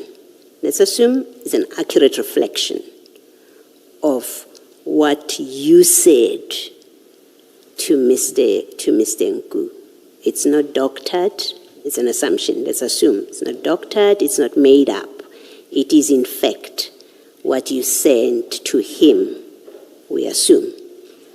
Can you accept, as I suggest you should, that you must have known something about him having bosses, if this indeed is from you? If it was indeed from me, Yes. let me accept until this is brought to me exactly where was this conversation going. Okay. Thank you. Thank you, Mr. Gels. Okay. Can I ask you, while we're on the boss topic, if you go to page 110 of that same bundle, this is still chats between you and Mr. Nku. 110. The second last, do you see there's a picture there, and then the second last white block, that's from you. Either they take it or leave it, inquiry will be there, but you can't go to Big Boss empty-handed. We need to open their mouth with, I think you meant to say with something or we something. Do you see that message? Sorry, you said 112. Sorry. 110. Oh, 110, yes. Do you see that? You sending this message to Mr. Nku. Either They take it or leave it, inquire, and we'll get to the context of this. I just want to reference the boss. Either they take it or leave it, inquiry will be there, but you can't go to Big Boss empty-handed. We need to open their mouths with something. I think you meant to say with something. You see that? Yes, I see Yeah. it. And that message is at 8:25 on the 25th of March. And then if you go to page 141 of that same bundle, this is now a chat. These are chats between Mr. Nku and somebody identified as EB Boss, IBY Boss. 141. Yes. Yes, which one? That whole page there. You go, Yes. flip to 110, put your finger at 110 and 141. Yes. And now you see the picture at 110, the blurred picture at 110? It's blurry, yes. Yes. Do you see it also appears at 141 in a chat between Mr. Nku and EB Boss? Yes. So whatever you sent to him, he then sent to EB Boss. You see on 110, he's receiving it from you. Yes, I see. And then at 141, it shows that he's sending it. Yes, I see. Yes, that picture. And the message on 110, is this the boy? You asking him, is this the boy? On 141, he's Yes, sending yes, it to EB Boss, is this the boy? So the exact message that you're sending him. I see. And then the message where you say either they take it or leave it, inquiry will be there, but you can't go to Big Boss empty-handed. We need to open their mouth with something. If you go to 141, that same message is there. Do you see that? Either they take it or leave it. Yes, I see. Yes. And then if you look at your page 110, the next page 1111, it says drugs inquiry opened. Do you see that? Yes. If you go to page 142, which is now a conversation between EB Boss and Mr. Nku, he says, "Salam, boss, they just came back to my guy now." You the guy. You Mr. Nku's guy. Which one are you talking about? 142? Yes. He's sending a message to, after he sends yes. all those same messages that you sent, Yes, I he see. then sends a message to EB Boss saying, "Salam, boss, they just came back to my guy now." Do you see that? Yes, I see. And then the boss says, "Yeah, yes." And then at the next green box, he says, "Give me till 3 p.m. to check with my guy, then that means they have the correct file." Do you see that? Do you see that? On 142. Yes. The boss says, Yes, I "Okay." see.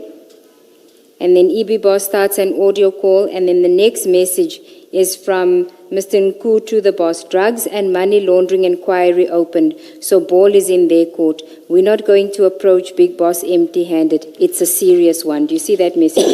Yes, I see it. Now look at 111, which is your chat to Mr. Nku. The first white block on 111. Yes. Drugs and money laundering inquiry opened, so ball is in their court. We're not going to approach Big Boss empty-handed. It's a serious one. Do you see that? Yes, I see it. Were you aware that Mr. Nku was communicating with EB Boss? I think I'm getting somewhere here. It's coming to you now. Yeah.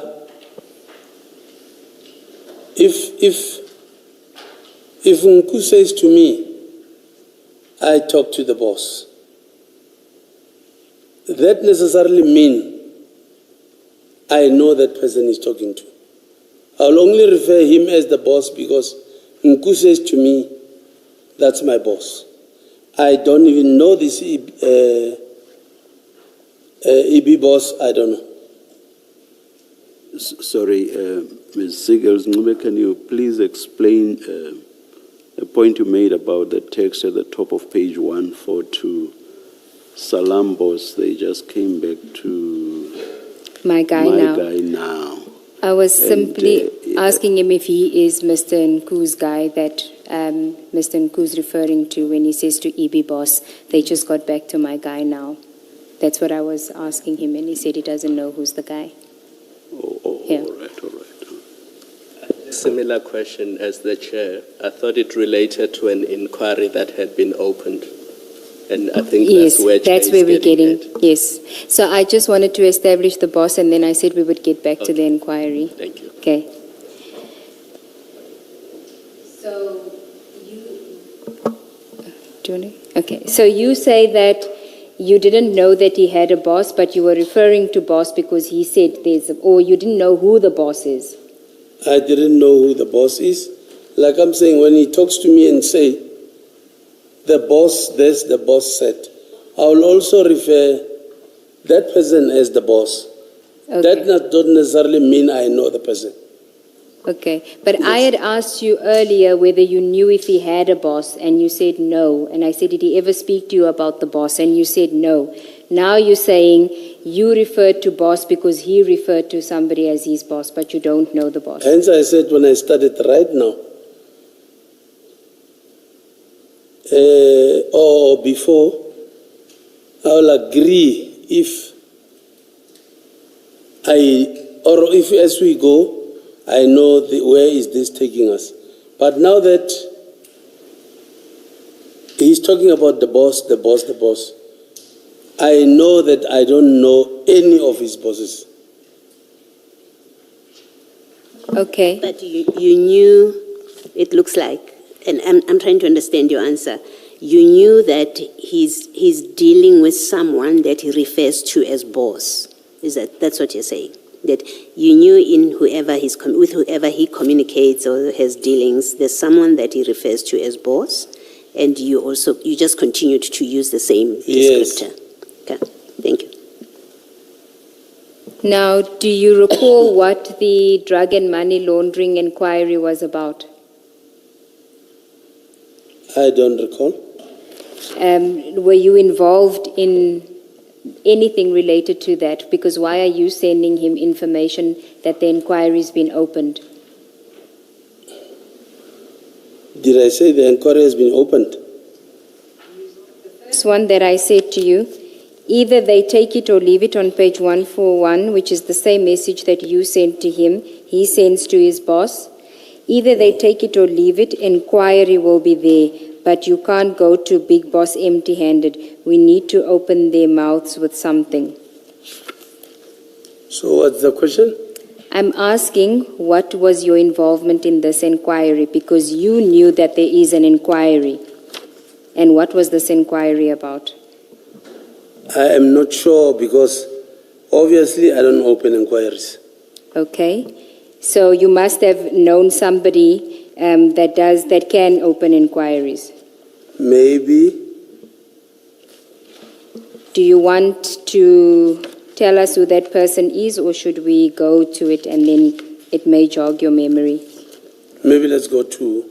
Okay. Go to 110 just so that we can see that you do then communicate that the inquiry has been opened.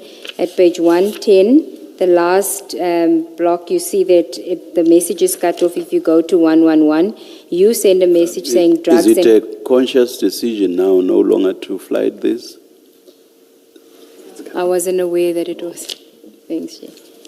At 111, at the top, drugs inquiry opened. That's you sending that message.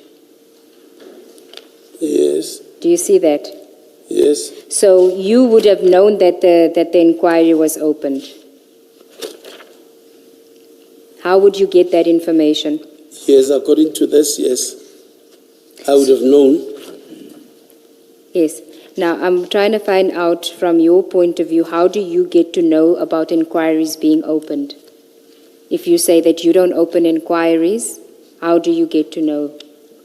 Maybe the person that I referred this to opened that inquiry and confirmed to me that the inquiry is opened. That person would be away in another agency. Obviously, it would be maybe a SAPS member. Okay, so would you have referred the matter to them and ask them to open an inquiry or ask them if an inquiry has been opened? Ask them to open an inquiry. Why? You must then know the facts in order for an inquiry to be opened. And it's specific. Drugs and money laundering inquiry opened. So the ball is in their court. That's what you say. But we're not going to approach Big Boss empty-handed. Because he is talking drugs and money. I know I would have done nothing about it. I would have referred it to somebody else. And that will be in SAPS and nowhere else. You say that would have been in SAPS and nowhere else. Yes. But you would have communicated with that person at SAPS. Yes. Okay. And so you said earlier when I asked you about your relationship with Mr. Nku and whether you had done anything for him in terms of your work, and you mentioned 2 incidents, one that was within your jurisdiction, one that was not. What is this one about? How is this within? Surely, unless proven otherwise, surely this would have been just a communication. It didn't go anywhere because I don't remember this going anywhere unless proven to me that I'm lying. I'm not suggesting that you're lying. I'm just trying to get the information as to what you knew about this inquiry and who you would have dealt with regarding this inquiry, because it seems to me that you are giving him information about an inquiry, a drugs and money laundering inquiry, which I'm not sure that he should have access to, and you are referencing his boss, that the boss can't be left empty-handed, the big boss. So what's the question, Soria? I'm trying to understand why you would make such a statement. Why would the inquiry being opened be something that's related to the big boss and him being empty-handed? We can't leave him empty-handed. Because he talks about something that I know there's nothing I can do about. Sorry to say that again. He's talking about? Something, money, drugs and money laundering. There's nothing I can do about this. Especially when you're talking inquiry. It would have mean I referred this to somebody else. So No, it doesn't necessarily mean you referred. It may also mean that you asked someone in SAPS whether there is an inquiry open, and now you're telling Ms. Nku that there is an inquiry open. So that's the other possibility. Yes, correct. Yes. What is the reference to we? Who is we in that chat? It says we are not going to approach Big Boss empty-handed. Who is we in that chat? I cannot recall we. Who did I refer to? I can't. But it obviously includes you. When I say we, it means, yes, I'm involving myself. You and somebody else. Yes. And why would you need to approach the Big Boss? Why would you and somebody else need to approach the Big Boss? Because he's talking about Big Boss. Yes, but it's his boss. Why would you need to approach the Big Boss? He is talking about the boss. I understand that he's talking about the boss, but you are saying we are not going to approach the Big Boss. I asked who you are referring to, and you said it's you and somebody else. Now, why would you be approaching the Big Boss? Because it's not your boss, it's Nku's boss. So why would you be approaching the Big Boss? I don't recall. Thank you. I don't recall. Okay, let's just go back to the sequencing. We're now on page 57 of the bundle.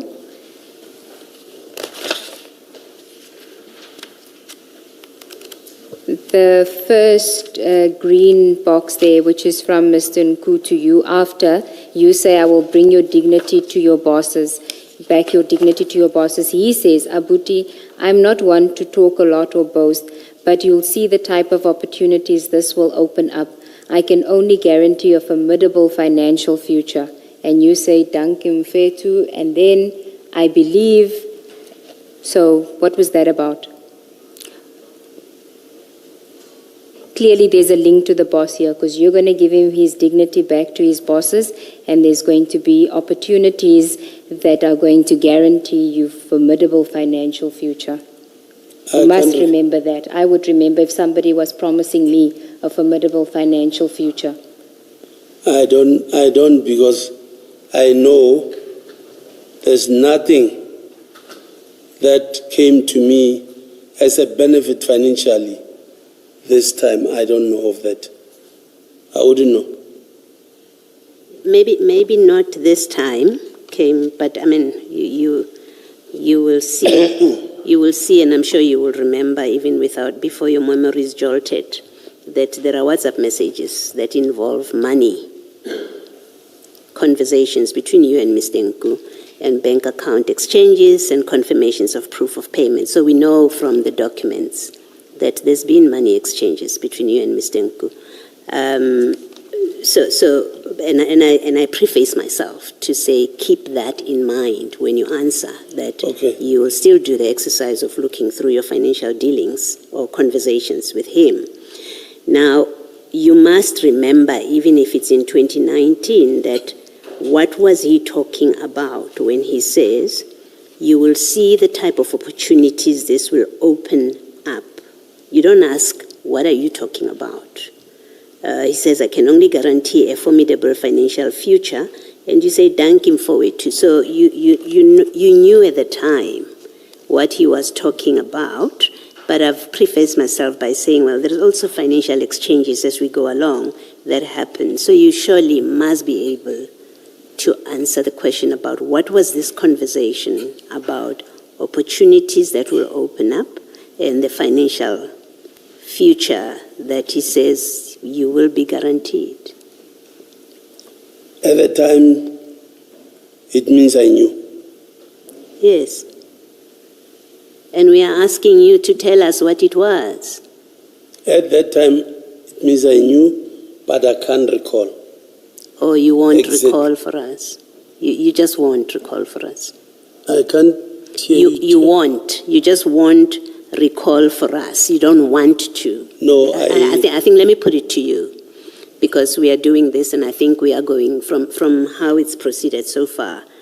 I anticipate we are going to be doing this exercise the same way the whole afternoon, and I want to put to you that there is a big difference between you don't want to tell us what this was about, you don't want to, and you genuinely do not recall. And I want to suggest to you that you don't want to even try and remember if you have forgotten. You don't even want to. You don't want to tell us what these conversations are about. That's what I'm putting to you, that's what I'm picking up in the way you're dealing with this. Genuinely, I don't recall. Thank you. Can you, before we leave this chat, the very first one, can you recall an instance where Mr. Nku would have lost his dignity with his bosses and you would have had to do something to restore that dignity for him? Because what you are making here is a promise to him to bring back his dignity that he has lost with his bosses. That's what the chat says, even if you don't remember what the context was. But are you aware of an instance where his bosses were not happy with him and you had to do something in order for his bosses to be happy with him? Honestly, commissioners, I don't want to be seen as denying everything, but I'm genuinely saying I don't recall. Okay.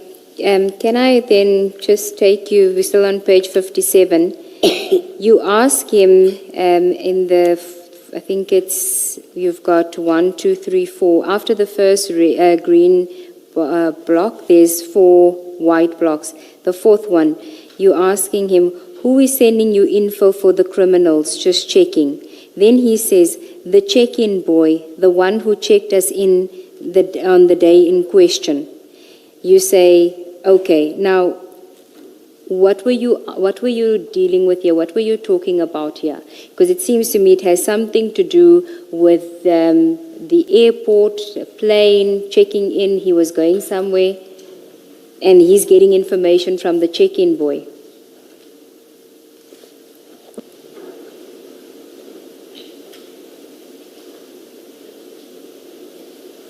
I totally I'm lost. You don't recall any of your conversations with him between 2019 and 2021? Nothing? With Mr. Nku? I don't remember us doing anything together. Do you recall asking him for money?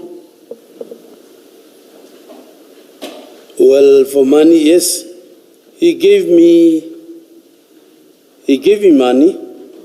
Why? Why are you receiving money from him? Maybe as a friend. Thought he Not wasn't that- really a friend. Sorry? I thought he wasn't a friend. I suggested that he was a friend. You said he wasn't a friend. I said he's a contact. Yes. So I'm saying, okay, maybe if I say as a friend, I would mean as my contact. I said not social or not business. Not necessarily mean it's not a friend. He's a contact, yes. But I know I don't go out with him and I don't do business with him. Because I don't know what kind of business he does. Okay, go to page 64. You see the top message there? You're reporting back to him about a meeting. Do you see that?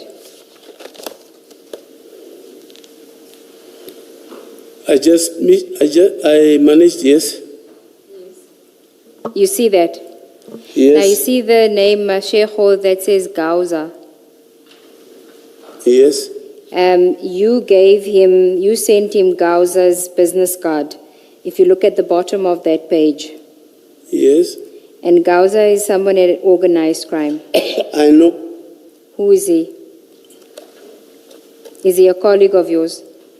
No, he's a subs member. Okay, how do you know him?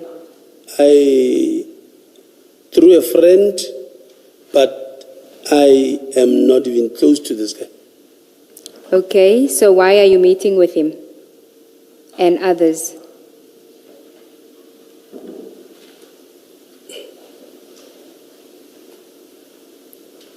I can't recall exactly what we met for. I seriously cannot. And then you say to him, and tomorrow they're meeting the guys for inquiry. So you do know.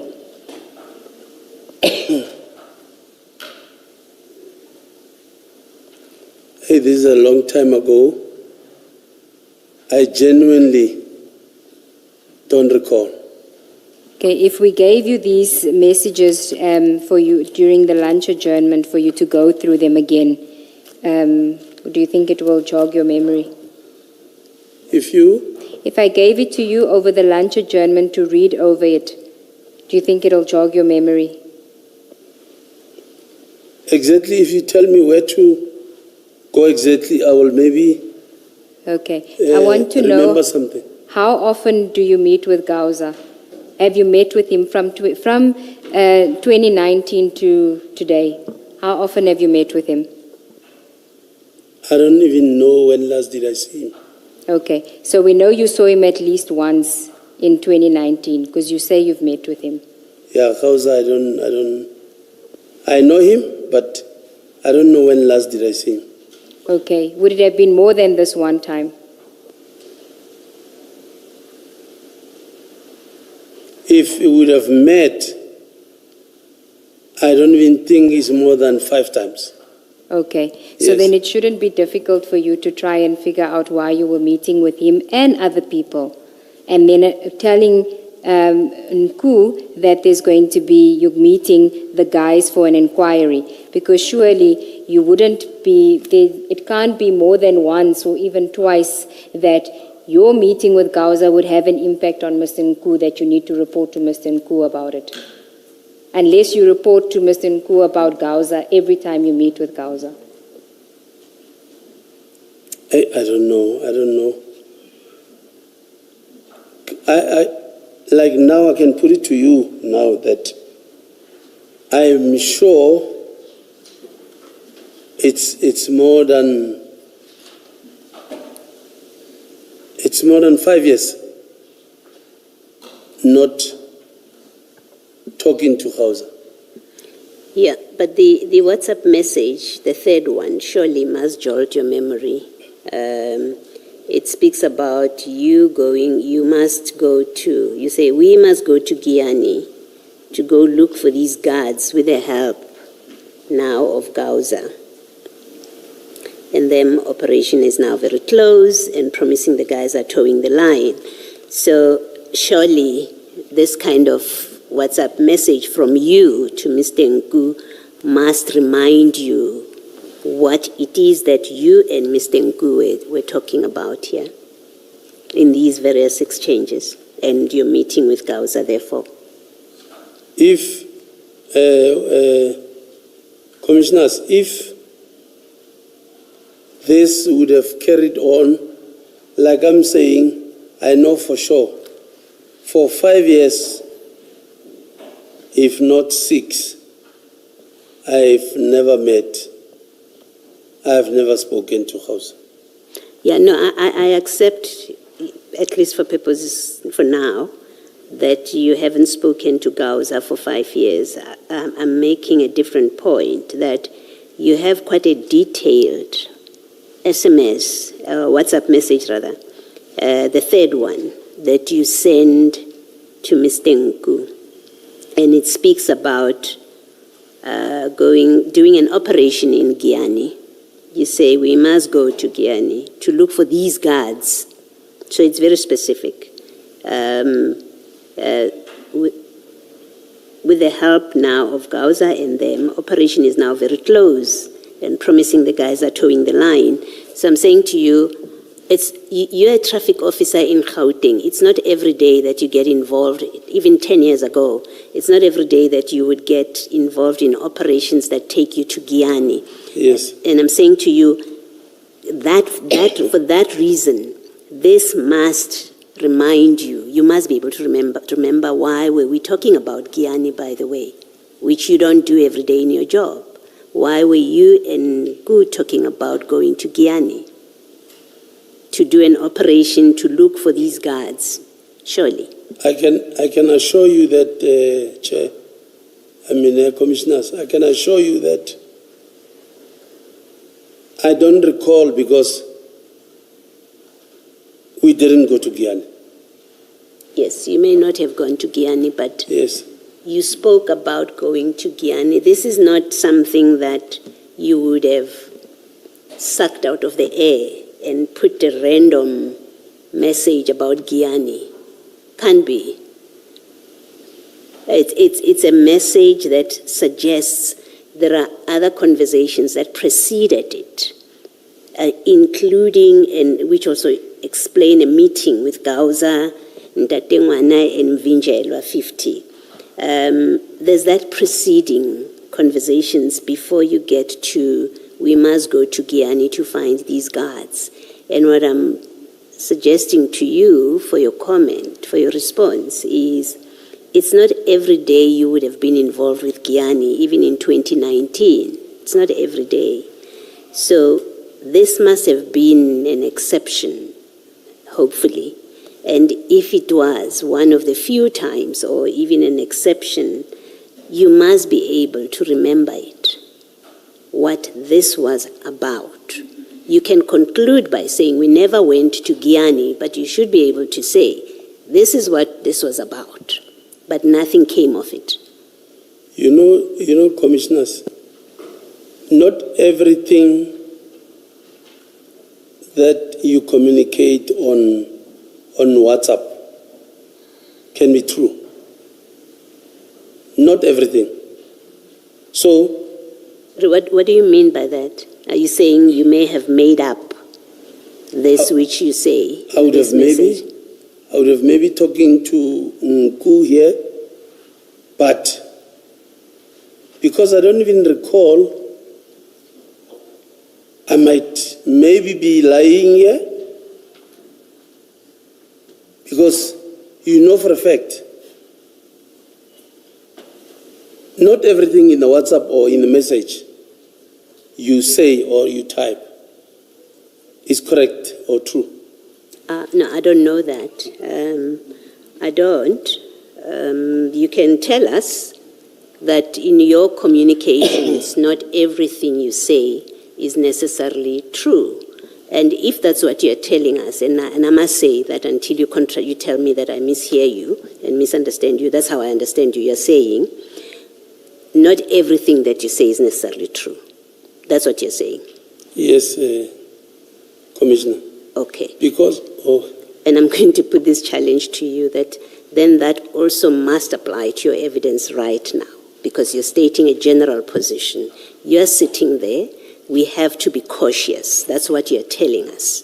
We have to be cautious when we deal with your responses and your evidence, because on your own confession, not everything that you say is necessarily true. On WhatsApp. Thank you, Chief. Just on this, the very first charge, can you recall a time when you met with these three people and you were in a meeting with them? So if you look at Khauza and Tatengwana and Mvinjelwa. Hey.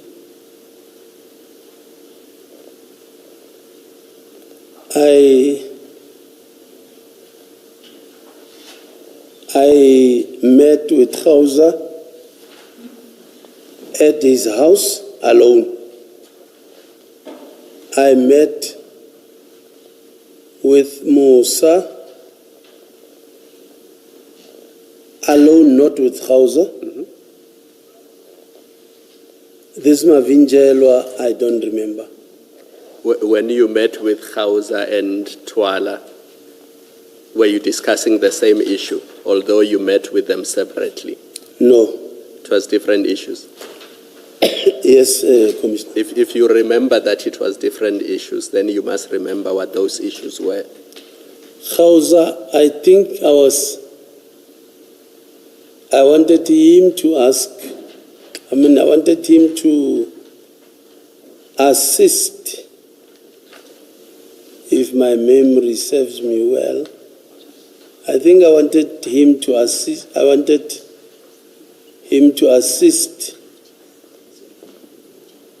or I wanted him to meet with somebody regarding the case that person said. Khauza is the only one that can assist. Okay.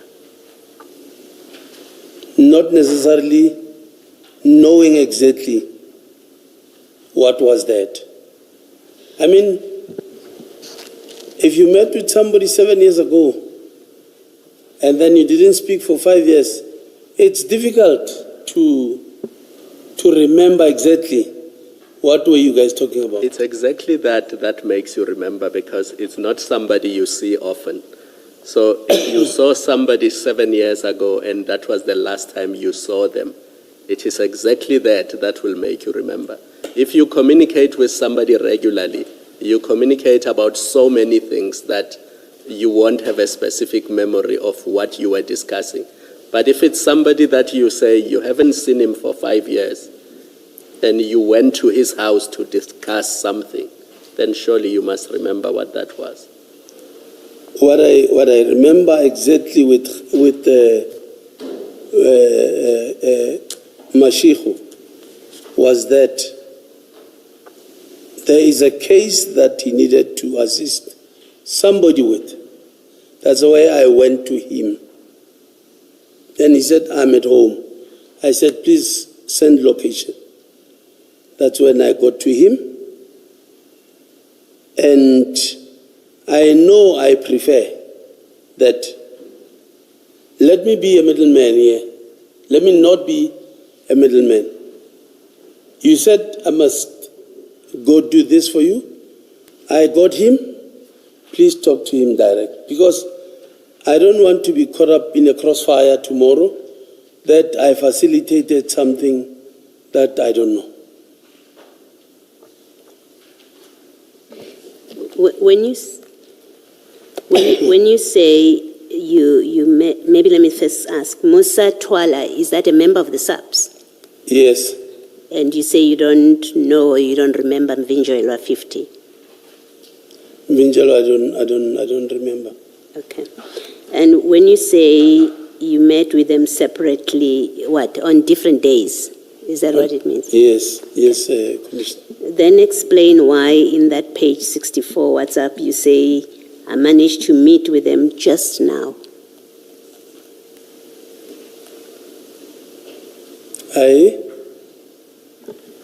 Your text says you met with them just now. And if you met them over different days and not together, why would you say I met with them just now?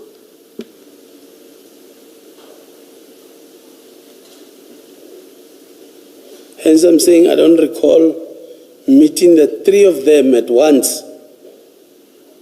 Can we at least agree this? Yes, even if I were to accept you don't recall, can we at least agree this, that this text, the way you wrote it, suggests you met them together? According to the text? Yes. Yes. All right, thank you. Then can we go to page 78?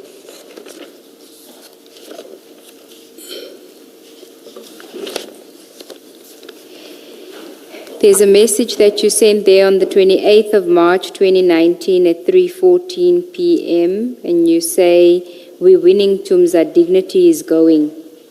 Do you see that? Yes, I see. I suppose you don't know why dignity is going now. Earlier on you said you're going to get dignity back for him, so this must refer to somebody else. Do you recall what it was? Dignity is going. Yeah, you see, this means I said I will bring it back, now it's going. It means nothing happened. Oh, you're not succeeding. You were not succeeding in getting his dignity back. Because why would you say we're winning? Winning means that you're doing something good for him. How can I win with somebody that is going? I don't know, that's your message. We're winning, Tumza, dignity is going. So you must be talking about somebody else's dignity that's going, because you and Tumza are winning.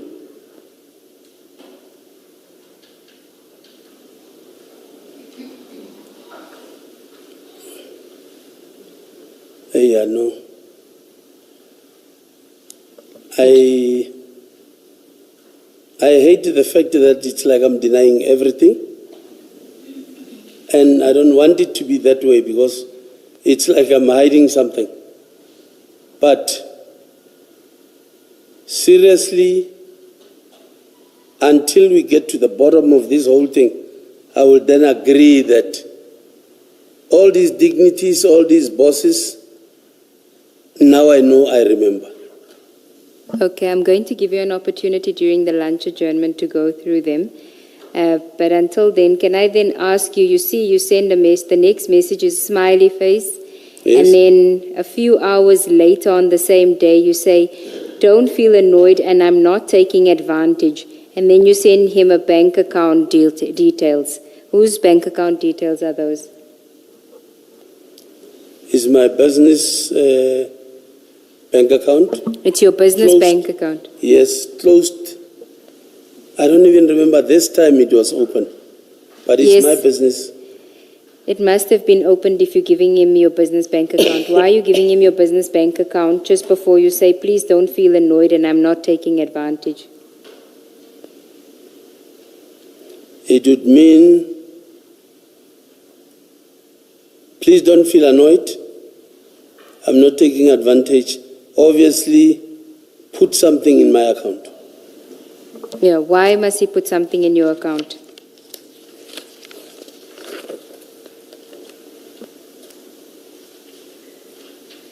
Maybe I would have give it a boosting or borrowing me. I don't know. Well, You said what? Boosting. You said what? Maybe that's English. boasting. Boasting. Not Boosting or Boasting, boosting? boosting. Boost. He's Boosting. boosting you. Meaning, in this context? I know what boosting means, but in this context, say, what do you mean? He's giving me some extra cash. That's what I mean. Out of nowhere. Maybe Just it's because- maybe in our lingo, like say, kupon boost. Okay. Okay. I don't know in English. How do you put it? I'm sure you don't recall how much he gave you. I don't recall. But it says done there. So. Then on page 83, No, sorry. Yes. Below that, there's done. Does that mean you were boosted or given the money? If I said done, it means he did. yeah, No, it's him saying so. So he was telling you that he had deposited money into your account. Yes, Chair. but you were complaining because you said there was nothing. Could you see the message? You say thumbs up, thank you, and then at 11, you say nothing. You see, you send a message saying nothing. Hence I said it's my old business. I don't know. You see now. Let's just go to Unless- page 82. It seems that he sends you a screenshot that he's made the payment, and you say, Aish, that's the correct account. But it seems you're 82. not getting the money. And then on the next page, an 83, you say, I'm sorry. In the next message, Tumza, still not through. And then he says, Abuti, please bear with it. It should be as soon as the bank opens up their system tomorrow morning, 9 a.m. And then you say, it kills me, but sharp, hope you good. And then the next morning, hola, I'm still not sorted, Tumza. Then the next message, starting to stress, I'm getting calls now from Aish. Who are you getting calls from? You must remember that.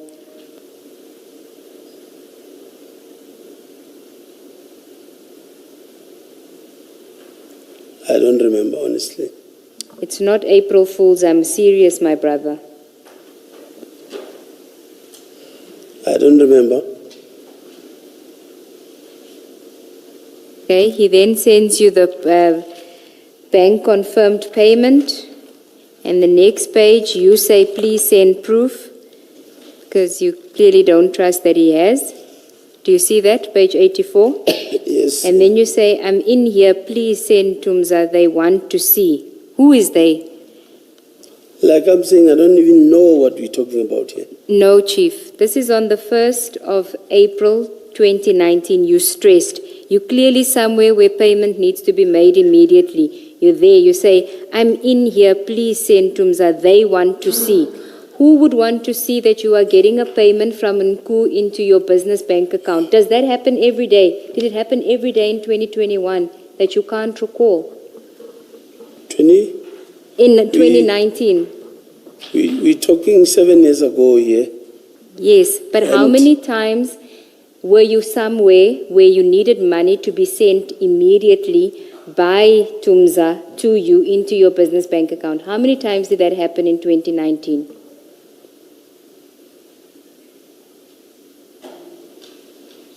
Not many times.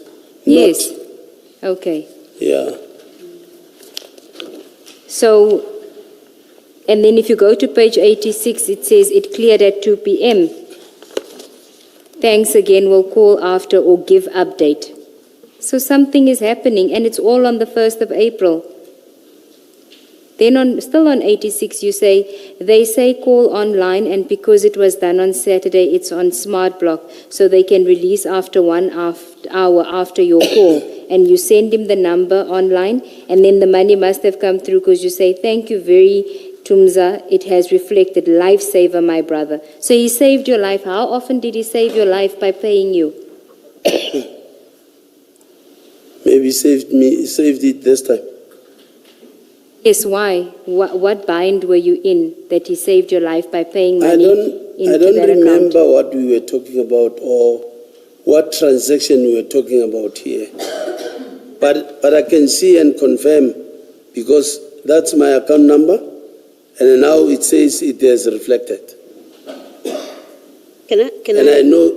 Oh, Chief, carry on. Sorry. And I know this account is closed long time. Can I say, Chief, this sequence of WhatsApp messages speak to you receiving money from Nku to pay other people, to distribute to other people.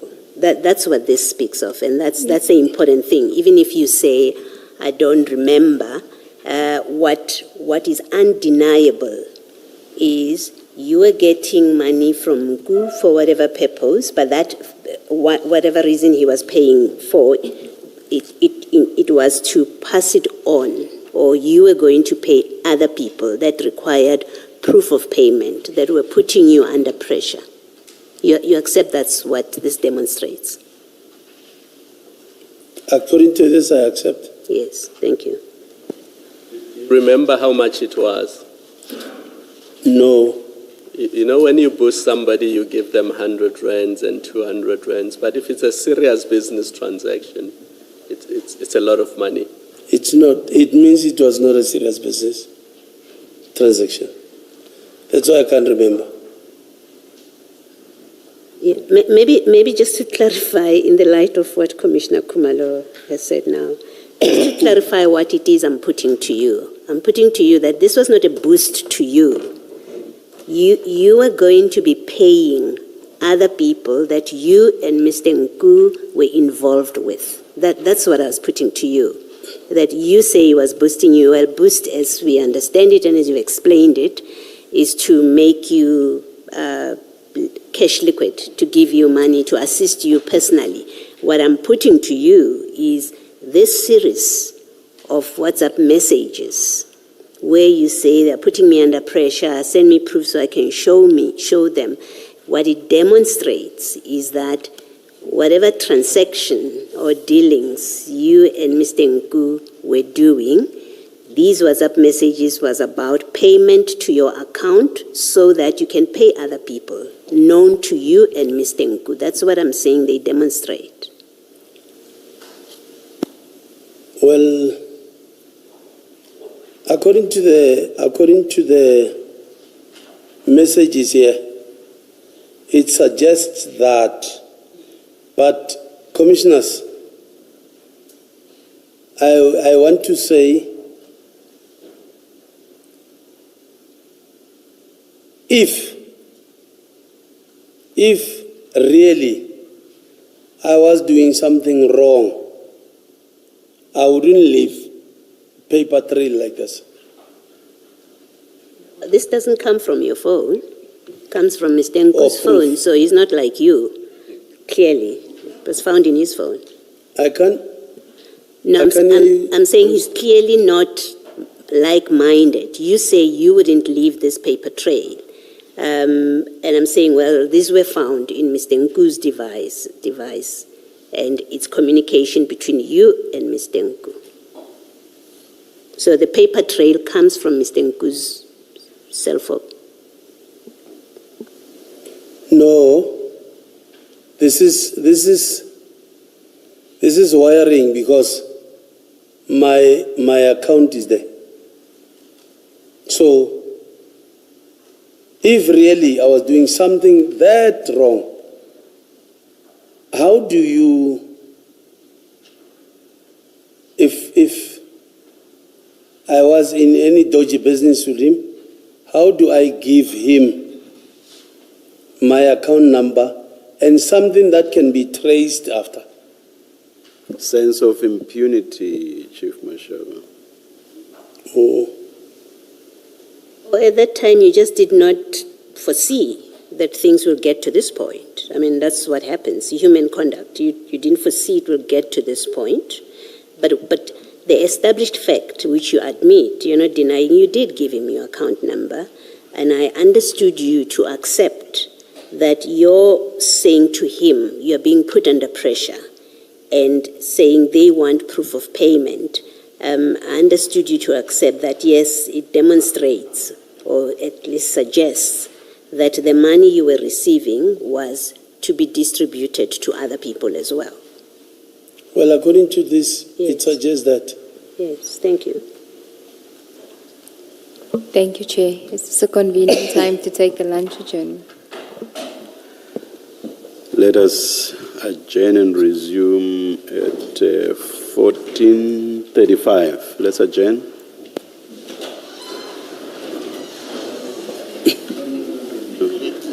No.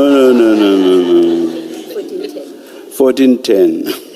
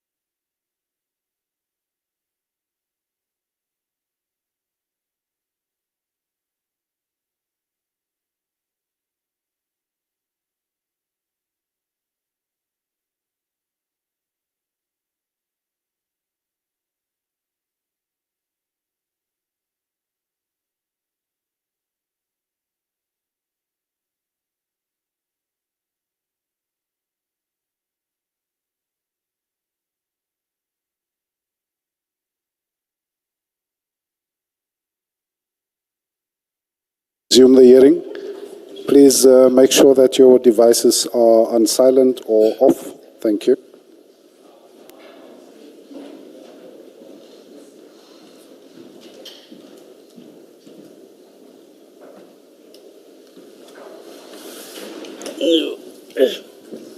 Yes, Ms. Sigels-Ncube. Thank you, Chief. Chief, could I ask you to go to page 89 of that WhatsApp and screenshots bundle that we were busy with?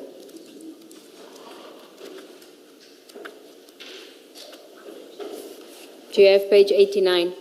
Yes, I've got it. These are still the chats between you and Mr. Nku. You'll see one green block and then there's a white block. The second white block, you say Boroko Dololo. What are you referring to there? To him? I can't sleep. Boroko Dolo. I can't sleep. You can't sleep. And then you say to him, this is on the 15th of April. Just wait.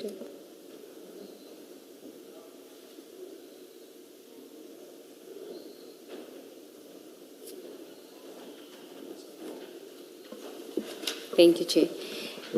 So you're saying to him you can't sleep, and then the next message on the 15th of April, you say we need to work, responsibility piling up, mark timing. Why do you need to work with Mr. Nku, who's a civilian? What work are you looking to go into with him? Maybe here, maybe I'm talking about maybe the information, I don't know. And maybe commissioners, I've tried to go through this chat. I don't want to lie. 2019, I cannot recall. And I don't want to be seen as, I don't want to be helpful to the commission, because a lot of things here I don't remember.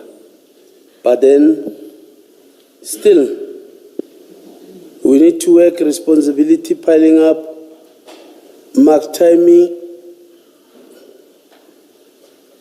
I don't know. But it's not even a question of recalling, but what's factual is that you were in constant contact with Mr. Nku. That's what these chats show. Yes, in 2019, I can see we were communicating. And the texts or chats that Ms. Sigels-Ncube has taken you to are not about him providing you with information regarding criminality. It's just that the two of you are involved in something, whatever it was, which you say you've forgotten about. And when I'm saying involved in something, I'm not suggesting criminality, but you were involved in something, you were in constant contact with him, and that had nothing to do with him providing you with information relating to criminality.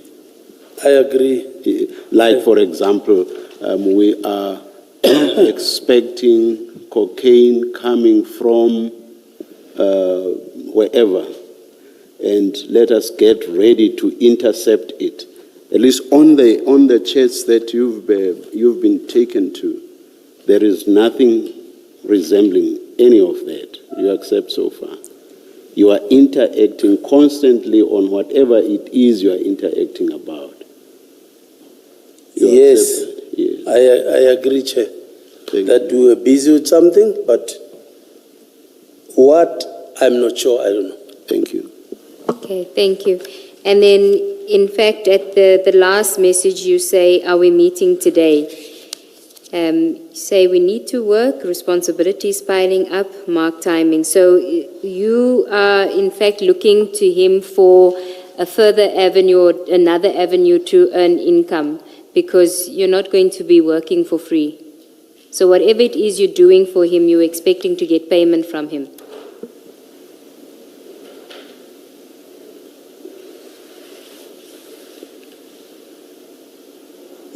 don't see anything that talks about that here. No, I know, but you're not going to work for free. You say we need to work, responsibility piling up. Responsibility can only pile up if you need money. It's for money. That's your responsibility that you're referring to. Let me say yes. Well, every man hustles. Yes, I mean, So- it's logical. Yes, every man hustles. But here, I don't remember what. But let me agree with you, yes. So this would have been a side gig, something on the side that you were going to do with him. Yes. Okay. And so then you must know, have details about what it is that you intended to have on the side with him. What was it? Well, most of the time, when Nku calls or called, he would need favors or he would need to meet with somebody, or he will ask me,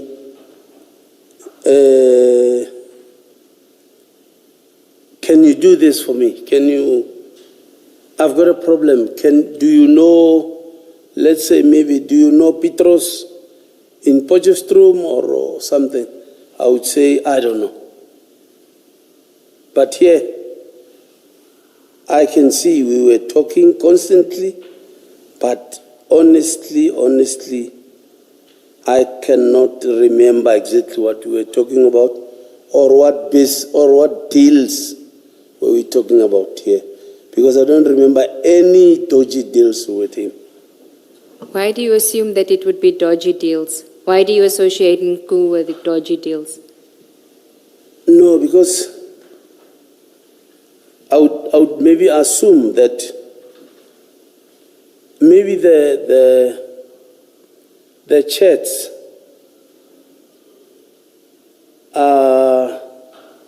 or the chats looks like there is something wrong that we are doing, or there is dodgy businesses that we are dealing. Hence I'm saying, I don't know exactly here. So you agree that is what it looks like when one reads these chats, that there is something untoward going on between the two of you? It paints that picture. Yes, it's a reasonable inference to make when one reads it. It paints that picture. Yes. Sorry to interrupt. In one of the questions you asked, I wanted to follow up because you said it's a side gig, and Chief Mashaba agreed and said yes. So I just needed to know, what side gigs did you do with Nku in 2019? Side hustle. Yes, side hustle. Seriously, well... Let me tell you why I'm asking you this. When the question was put to you that it was a side hustle you and Nku were doing, you agreed. So my follow-up question is, what side hustles did you do with him in 2019? Let's limit it to that period. Well, to be honest with you, commissioners, Nku,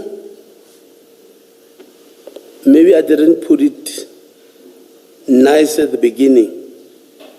He would be very much helpful to me. He would help me, would assist me with a lot of things. So, Financially? Financially, yes. Not official. Yes. Not official. For an example, maybe let me say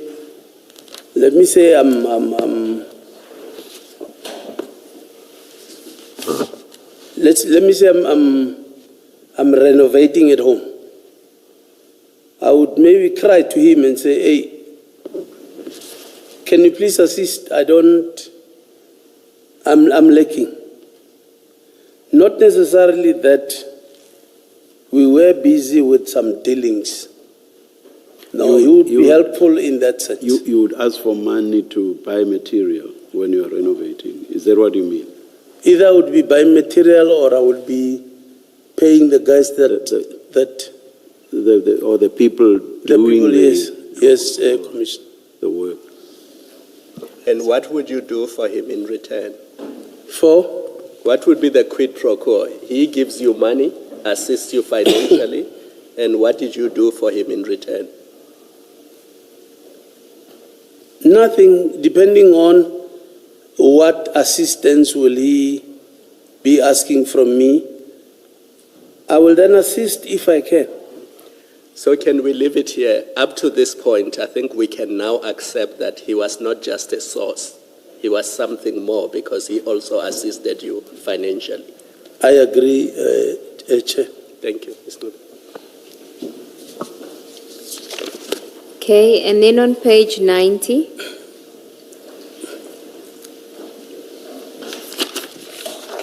you had asked him on page 89, when are we meeting? He didn't respond on the 15th, so on page 90, on the 16th, you say, would prefer you tell me what's wrong, Mfethu, that just ignoring calls, that's not how we work. If it's a stop, please tell so.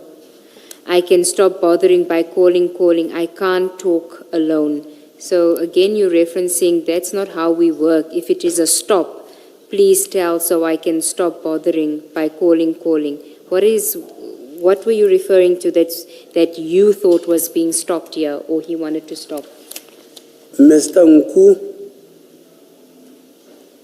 it's somebody who doesn't like the phone. Or somebody that travels a lot. You might call him and not get. You end up drawing a conclusion to say, maybe he's ignoring you. Not knowing maybe he was out of the country. It's a person, he's like that. Maybe, yeah. No, but you are referring to him, you're saying to him, just ignoring calls, that's not how we work. If it's a stop, please tell, so I can stop bothering by calling. So a stop to what? Like I'm saying, it would have been maybe the help that I asked, because I don't want to say now, I don't know. Because it also put me in a bad light to say I'm not useful to this commission. You say he traveled a lot. Did he go to Brazil a lot, or did he ever go to Brazil as well? I don't know exactly where he goes. Yes, Ms. Sigals Ncube. Before you come in, you see in that WhatsApp on page 90, you say that's not how we work. So you are working with him on something, and then you say, if it is a stop on whatever you're working with, that's how to read this paragraph. If it is a stop, please tell me so that I stop and I don't keep calling you. So you were working on something with him. This is not a case of him, it's about him giving you help, financial help about something. It has nothing to do with it. This is about something you're both working on, and then you say to him, if there is a stop to this work that we are doing together, let me know so that I can stop and then not call you. So you were working with Mr. Nku in 2019, April, on something. You must be able to remember it.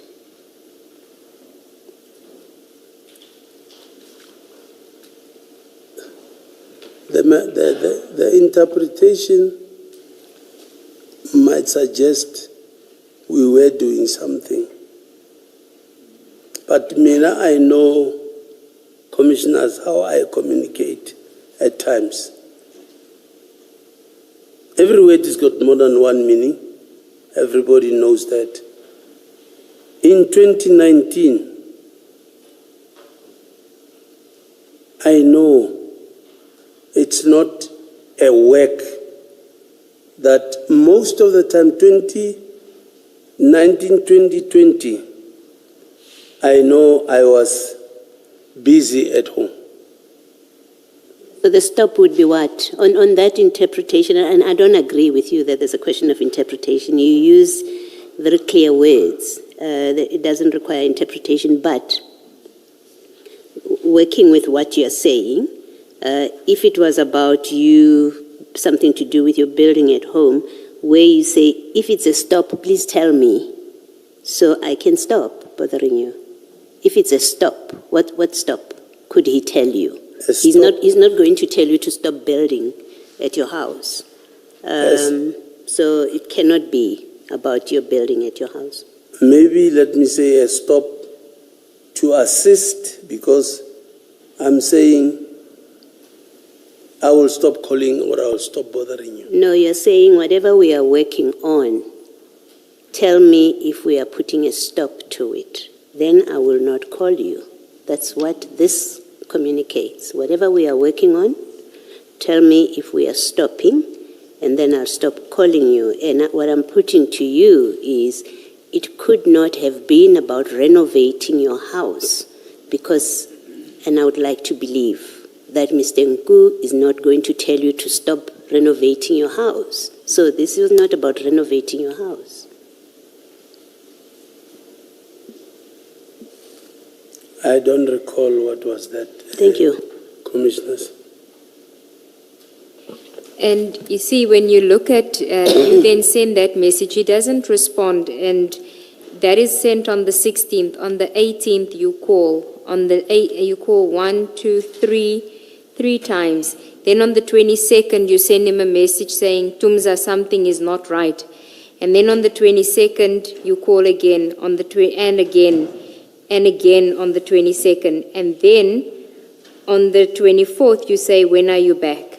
So it seems like you were trying to reach him and he wasn't really responding. You then say, Tumza, something is not right. So the fact that you're not able to get hold of him immediately after you send a message is something that's troubling you, which means that you were in regular contact with him and you must have been doing something with him that you felt that now I'm not getting anything back from you. Something is not right.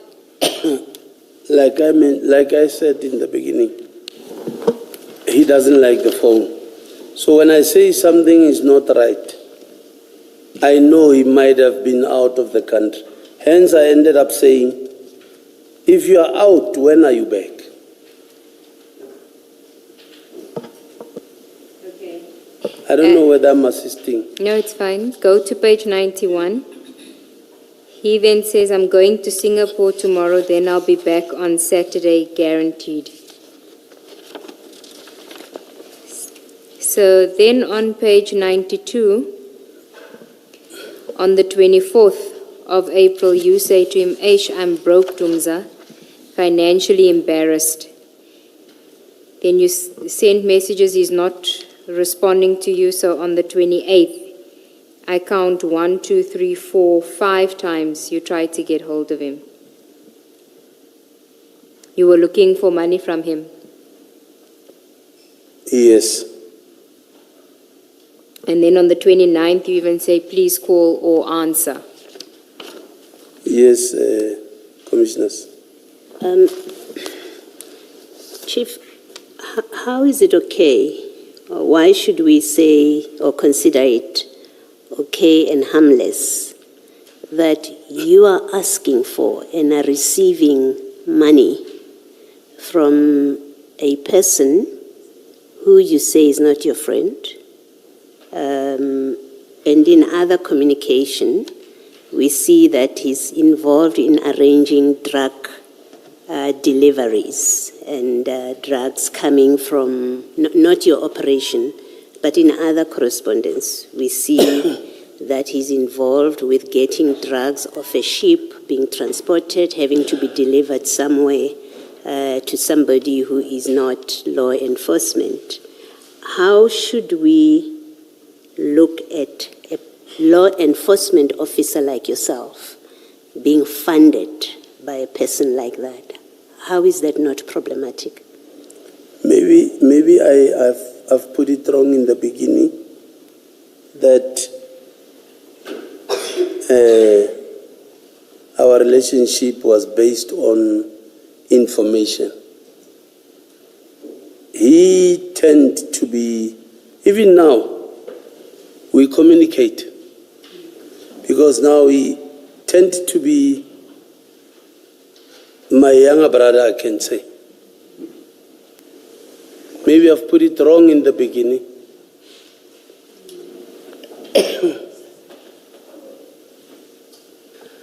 Let me ask you this. You made witness statements to IPID, you made witness statements to the police after the July incident in Eroton. And in all those statements, you described Mr. Nku as an informant, as a source. Were you lying under oath? Because in all those affidavits, you didn't describe him as a friend, you didn't describe it as somebody who often gave you money when you were desperate for cash. So were you lying in all those affidavits when you said, he's just a source, he's just an informant? I was not lying, commissioners. Maybe it's because we were talking about the Eroton matter. That's why I said, let's say, commissioners, I know a person that I'm busy with our own things. But on this issue of 2021, I'm being asked, who is this person? How are you related to this person? On this one, the role he played is he gave me information. I was not lying under oath. But do you accept that how IPID and other institutions would have dealt with the information would have been different if you said, this is a friend of mine who often gives me money. I have side hustles with him. He often gives me money to do renovations at my house. That's the person I got information from. But for obvious reasons, commissioners, if you say that as a law enforcement official, you are saying I'm being funded. But that is a fact. That is a fact. He was funding you. But commissioners, I'll be answering something that I'm not asked. Yeah. No, but your conduct is far more serious than that, because as a result of your complaint to IPID, police officers were investigated and they were charged. They were not dismissed, but some of them could have been dismissed. And it led to divisions within SAPs, where crime intelligence and ordinary SAPs and Hawks, what do we call them, DPCI now, were fighting. And the feedback from the NPA was that these are misunderstandings and fights between law enforcement. That's how they characterized all of this. And it starts with you giving information that is clearly false to IPID, because you were the main complainant in the IPID complaint. And IPID records what you gave as follows: I received information from a source. And that is different from saying, I received information from a friend of mine who often gives me money, and that I have a side hustle that I'm running with. Not that it's unlawful, because we don't know what that side hustle was. But that is material information that you withheld from IPID, from the police. So I would have caused a division within SAPs and in crime intelligence. That's what the complaint led to. No, I don't agree, commissioners. The complaint, I was very angry about what happened on 2021. I still am, because that was a genuine operation. And we will get into whether the operation was genuine or not.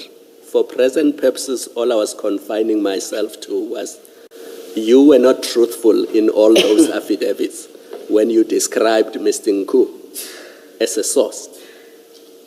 Because he was more than a source to you. Well, he is more than a brother even now. Yes. So you were not truthful in those affidavits in your description of your relationship with him. For what? For the information that was needed for 2021. I am truthful. No, you were not truthful in not disclosing the nature of what you say now in this last engagement was the true nature of your relationship. You were not truthful about it. Even when you started with us, you were not truthful. And you have said why. You say, I could not disclose it then. I couldn't say it then because then what would it look like that a police officer is being funded by somebody? You're correct. That's how it looks.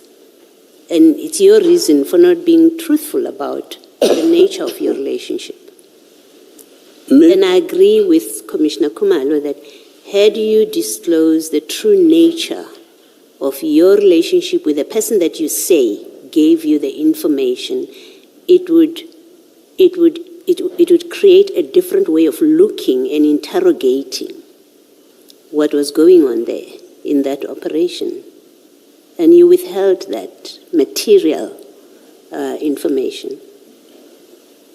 Commissioners,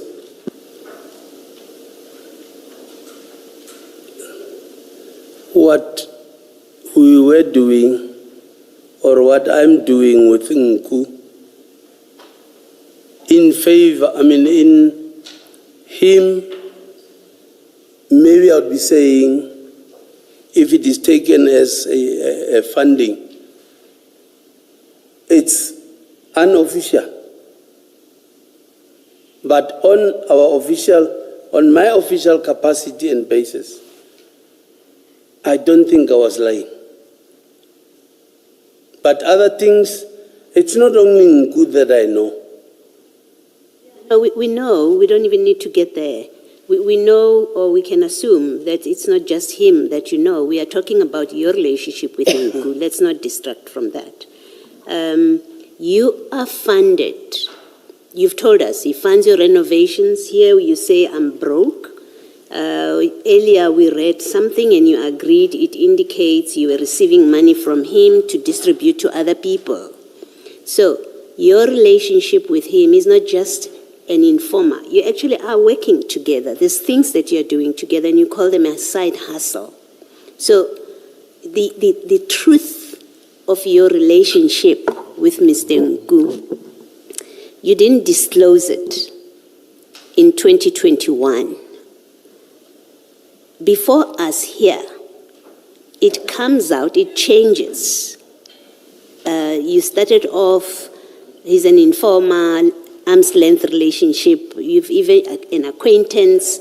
Eventually you have to accept that on the documents before us, it does show that you are not being truthful about the nature of that relationship, and you concede that, well, we are friends. You end up saying that. And the point that is being made to you is, had you disclosed the nature, the true nature of your relationship with Mr. Nku, it may well have led to different lines of inquiry. And I want to suggest that you were aware of that. That's why you were not frank about the nature of the relationship. It's because you knew that it potentially opens lines of inquiry about what that operation was all about. And you were avoiding that line of inquiry. And in that way, you were being dishonest about the relationship with Nku. As you were, and I want to put it to you, as you have been with us.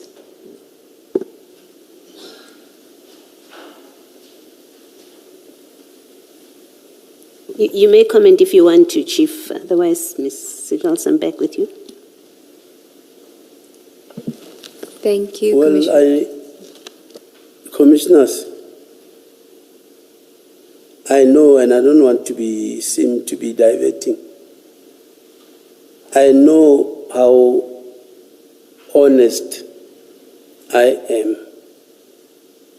Together with the people that works with me, they know how honest and how I operate. On this one, I wouldn't say I have seen it, that it will come as I'm lying under oath on this one. I didn't see it, that it can be interpreted that way. And my humble apologies again that I gave a wrong picture about my relationship with Nku, because truth be told, something of 2019, I forgot about it. I never thought it will be dark until this deep. So humbly, I would agree. I didn't see it. It will be interpreted that way. Thank you. Ms. Siegels? Thank you, Commissioner. Chief, do you recall how much you received from Mr. Nku into your the business bank account? Honestly, I don't recall. Okay. And you said that your relationship with Mr. Nku started in 2019? Yes, Commissioners. Can I just take you back to page 78 of the bundle? So your relationship starts in 2019, and by March, you already feel comfortable enough to ask him for money and send him your business details. Do you see that where you sent the business F&B details? Yes, Commissioners. Okay. So that's in March, end of March. And you say you don't recall it. It was 20,000 Rand. Does that figure sound right? That it was 20,000 Rand? If it was 20,000 Rand, I recall that I was busy at home. He was assisting. Okay. So he gave you 20,000 Rand in March, and your relationship started earlier that year, at least 3 or maximum 3 months earlier. I know it's 2019. Yes. But when exactly, I can't say. The beginning of the year or... Yeah, I'm giving you the benefit that it started in January of 2019 to make it a bit longer. It could have been later, but my point is by March 2019, you feel comfortable enough to give this person your business details. He's comfortable enough in the relationship to give you 20,000 Rand. And this is somebody that you just met that year. That's what you're saying? Yes, Commissioners. And you did nothing for him to get that 20,000 Rand? No, nothing. Okay. And then there was another amount in May of 2019. Are you aware of that? Do you recall that? In May.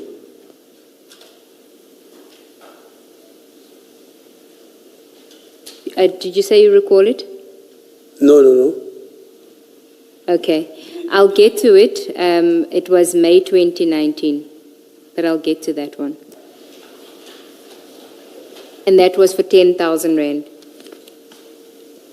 Can we go to page 92 again, back to page 92?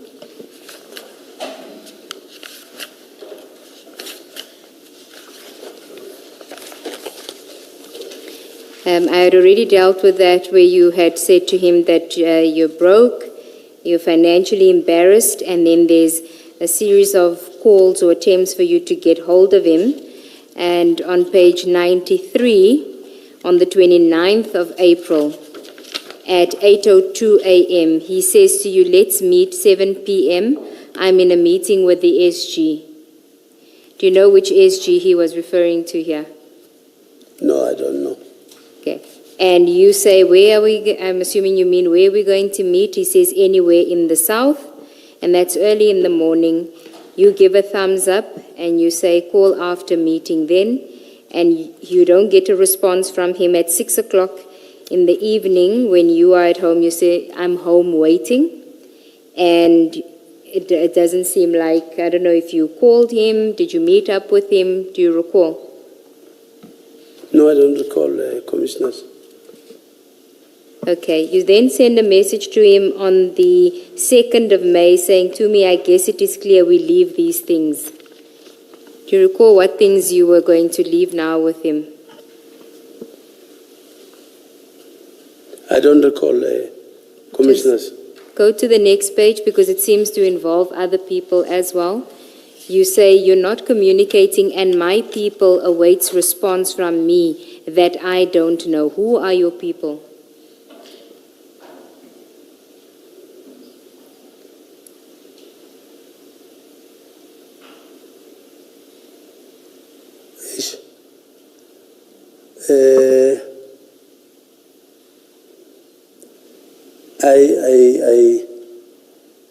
I hate to keep on saying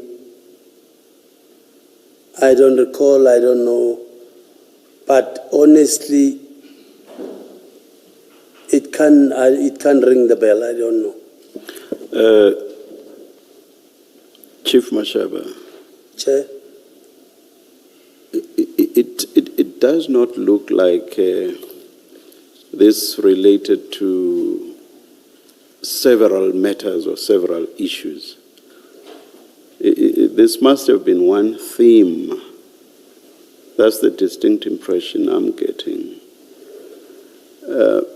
For you to say that you've forgotten every and anything about this, let me tell you that to me, it looks like you are feigning this forgetfulness.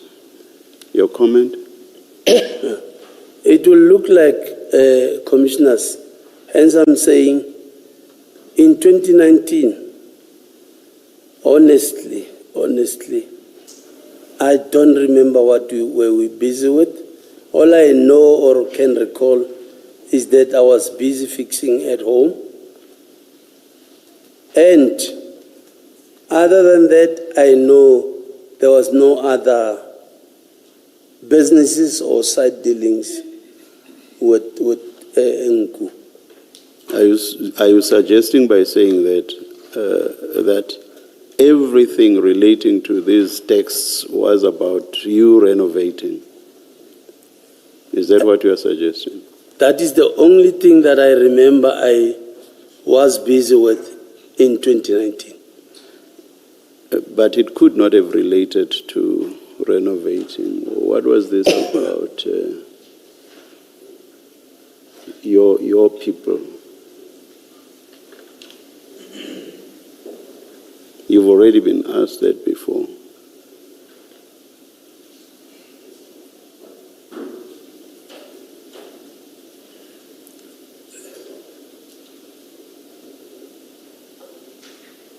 And that was not about money. It was from me that I don't know. If you were talking about money, you would have said, so that I should know by when I may pay them. So this was not about money. You were involved in something else. I'm even afraid to say I don't know again. You do know. You do know. That is why I'm saying you are feigning this forgetfulness. You do know.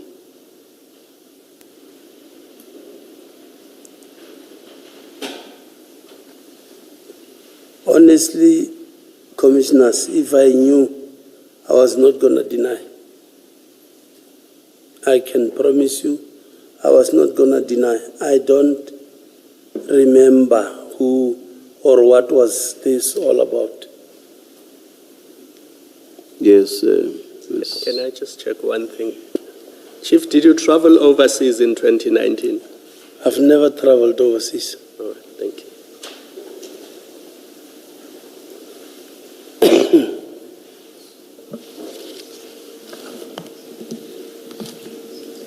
Okay, may I continue? Okay, we're still on page 94.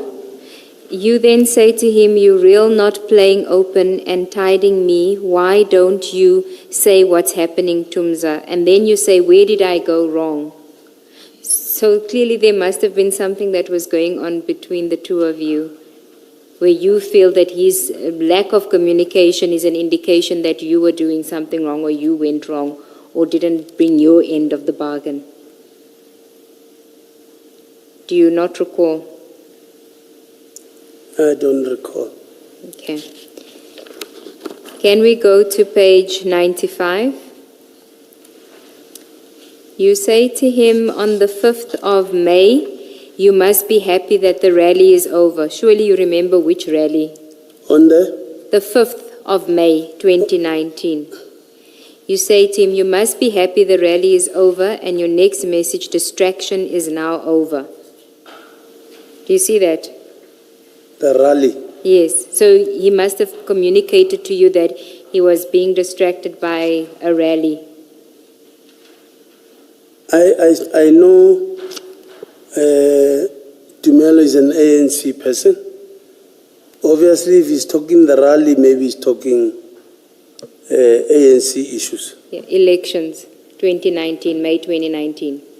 I just know that the rally is an ANC person.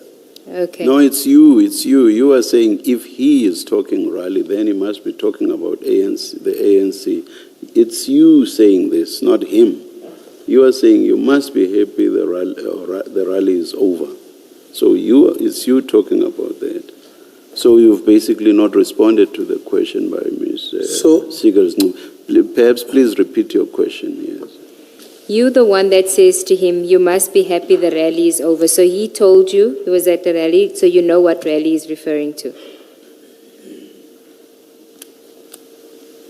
2019? Yes, May 2019.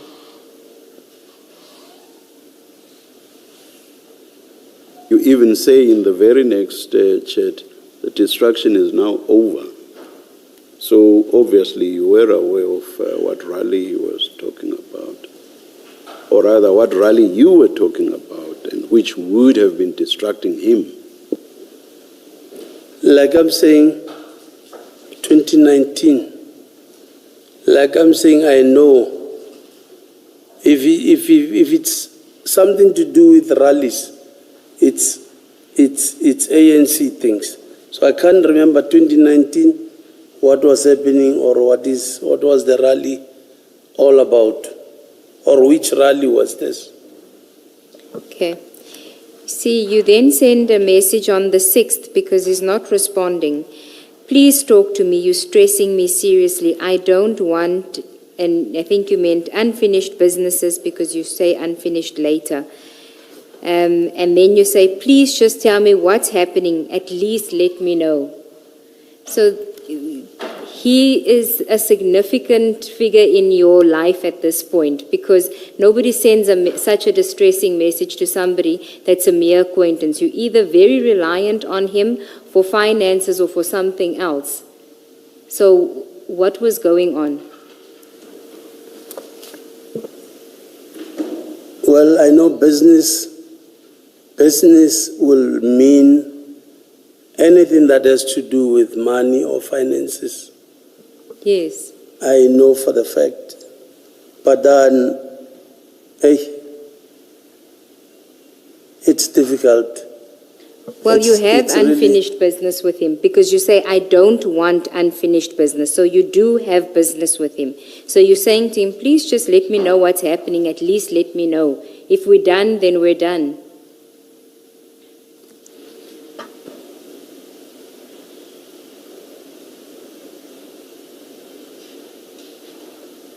It's not coming from his side, it's coming from you. You are the one that is reaching out to him all the time. You are the one that's desperate to make contact with him.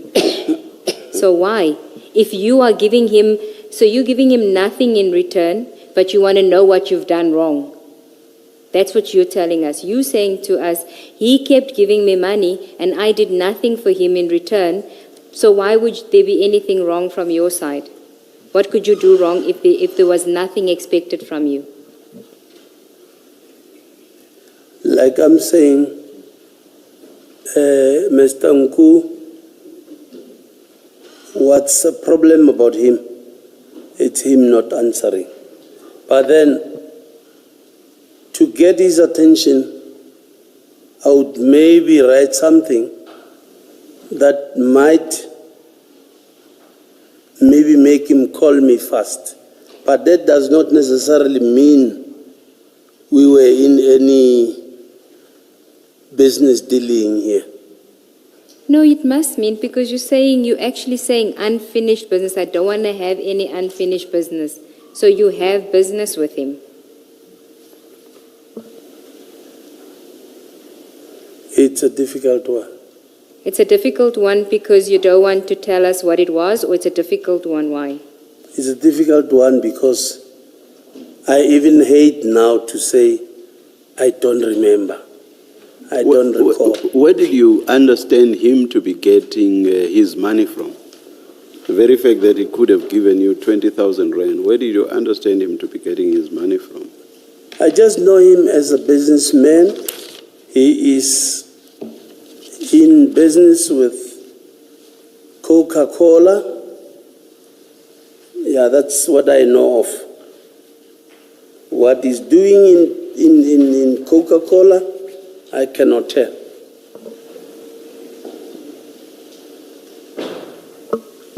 Yes, Mr. Gilsmove. Okay, can we go to page 96? He then responds on page 95, you'll see on the 14th of May. He says, "Afternoon, Abuti. Apologies, you will understand the dynamics of everything when we meet. I couldn't respond nor meet you at the time. I'm done with my tasks. I'm just awaiting clearance. Please tell me you remember what he was referring to here. He's done with his tasks and he's awaiting clearance. Clearance for what?" I don't know, will I be safe to say what was happening in 2019? I will be asked each and every one, sentence by sentence. Honestly, 2019, I don't know what were we busy with. And I want to be honest with the commission. I don't recall. Not that I'm playing with the commission. You do remember that you were renovating that time, though? That's the only thing that I remember. Okay. Go to page 97.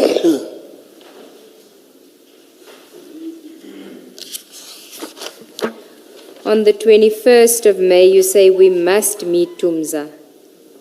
Why? Why is it a must?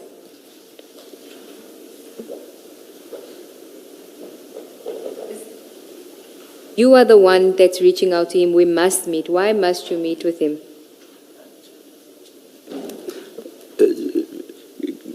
Let me ask to go back, please, and please hold your thought on, on where you are. Page 96, after asking when do you meet and there's no response, then you say, that's the third chat from you, third chat. You say, Fem iwi lena. Has the firm gone under? Is that a correct translation? Fem iwi lena. Yes, Fem iwi lena. That's you asking him. And then you say, Mara, why and why usabu wimfetu? So basically, if the firm has gone under, why aren't you saying anything about that? Am I interpreting this correctly? You are interpreting it correct, Commissioner. And I already know you will say you do not know what that was about. Or do you just surprise me and say, at least this one you do recall, and then tell me what it was about?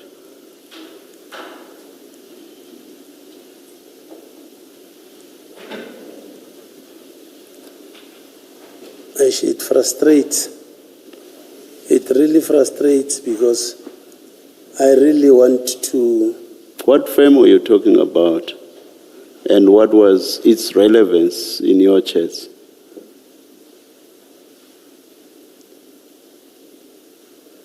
It can be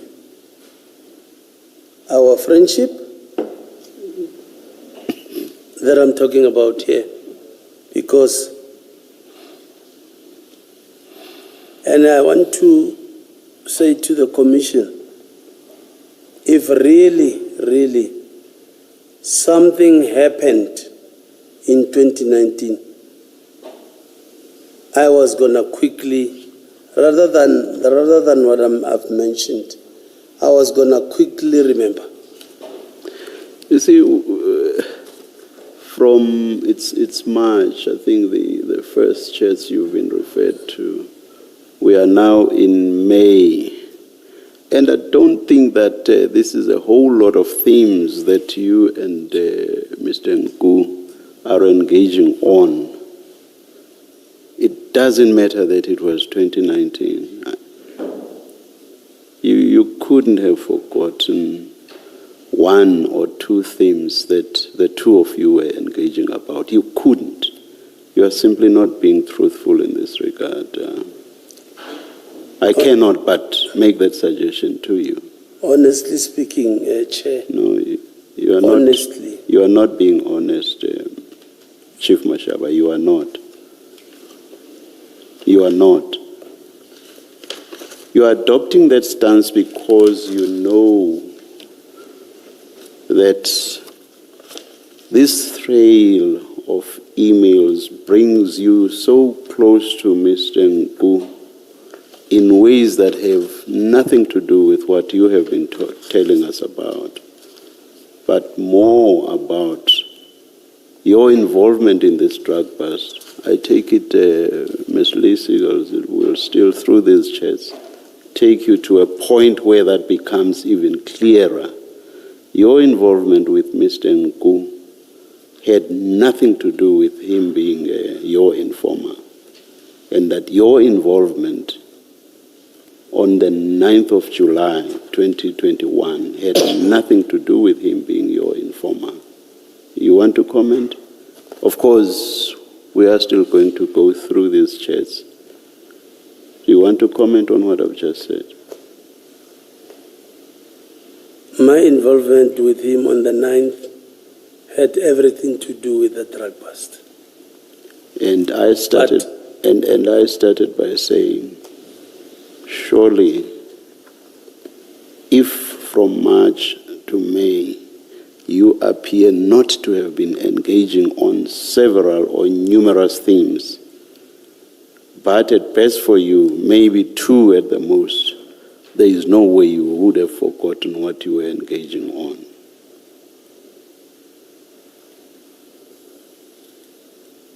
But honestly speaking, Commissioners,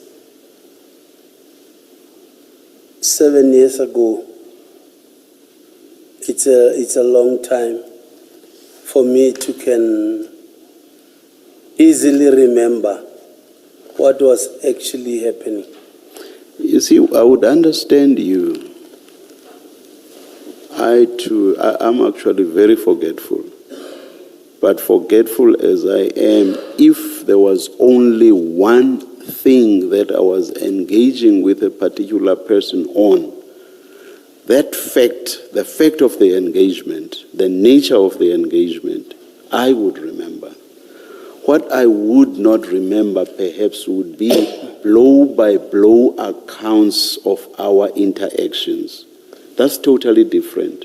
What you are telling us is that you don't even remember the nature of those engagements. Surely you are not being truthful. You are simply not being truthful. Commissioners, I just don't know how to put it, but I'm saying if these chats will lead us to something that will be proven to me, not that I'm in defense, something that will be proven to me that you've been denying, this is what you've been doing. You are not you are not even denying thus far.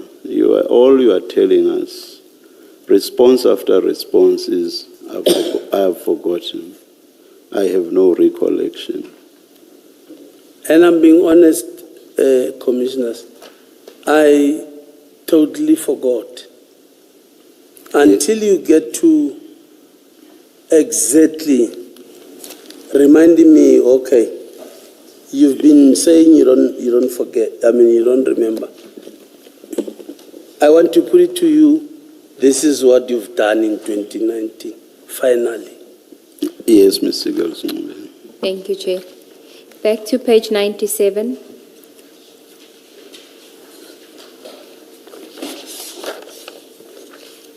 You say you don't recall why you had to meet with Tumza. At the bottom, on the 21st of May, he says, I've just done with my meeting. I'm going to spend the day in Lutuli. Will be available anytime from 6 p.m. So, Lutuli, what is that in reference to? Lutuli's ANC house. Okay. And then you say to him, honor it, please. So he must please honor the meeting. On the next page, page 98. Now, I want to skip a few pages and go to page 100. It's on the 22nd of May. There's a photo that he sends to you at 8:37 p.m. with the name Kensani. Do you see that? Yes.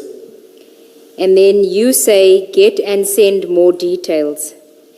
You then also say, Hola, bring more, maybe surname and shift times so we can quickly visit. Do you recall what this was about?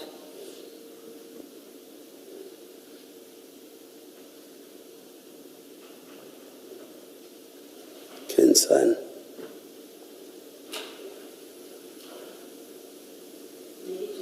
To try and help you jog your memory, it starts at page 98, where you say, just waiting for you, Tumza. At page 98, you say, just waiting for you, Tumza. This is on the 22nd of May at 4:18 in the afternoon. And then he, at 8:37 that evening, he sends you this picture in response to you saying, waiting for you. He sends you the picture, he gives you a name, you ask for more details. You said, get and send more details. That's at page 100. And then, as Ms. Sigals has read for you, bring more, maybe surname and shift times so we can quickly visit. That's you saying. And then he says, I'm waiting. I'll get by 9:30. You do thumbs up. And then you say, Bo Peter can't wait. And then you have a laughing emoji. He apologizes for the delay and says, my guy is still at the mosque. Sorry, boss, he's working in the morning shift. If they go, it must be around 6 p.m. this evening. And then he gives you Emirates and counter number 50 to 58. He says, that's from my guy. Remember the last thing you did, you asked for details. Yes, Commissioners. So he gives you Emirates and a counter number, and then you say, okay, at the bottom of 101. And then you say next Tumza at 102, and then you send a picture of the airport, the check-in counters, which 3 of them appears from the color to be Emirates. And then you write, you say, here now. So you've got that sequence. Remember you started off by saying, so we can go and visit in the morning. Shift times, give me shift times, you said, remember. So we can quickly visit. That's what you said after he sent you the picture. And then he comes back. He does give you time. He says, guy is working in the morning shift. If they got it, it must be around 6 p.m. this evening. So he's given you shift times of Kensani that you asked for. And then he gives you the details. It's Emirates. He gives you counter numbers. And then he sends you a picture. So you must know what this is about. It's not every day you and even in 2019, that you and Mr. Nku were discussing Emirates flights and counters and people who work shifts that you were going to visit. You have to remember. You must remember what this was about. On this one, Commissioners, I remember just a little bit on this one. All right, let's and try. And then it goes back to my communication with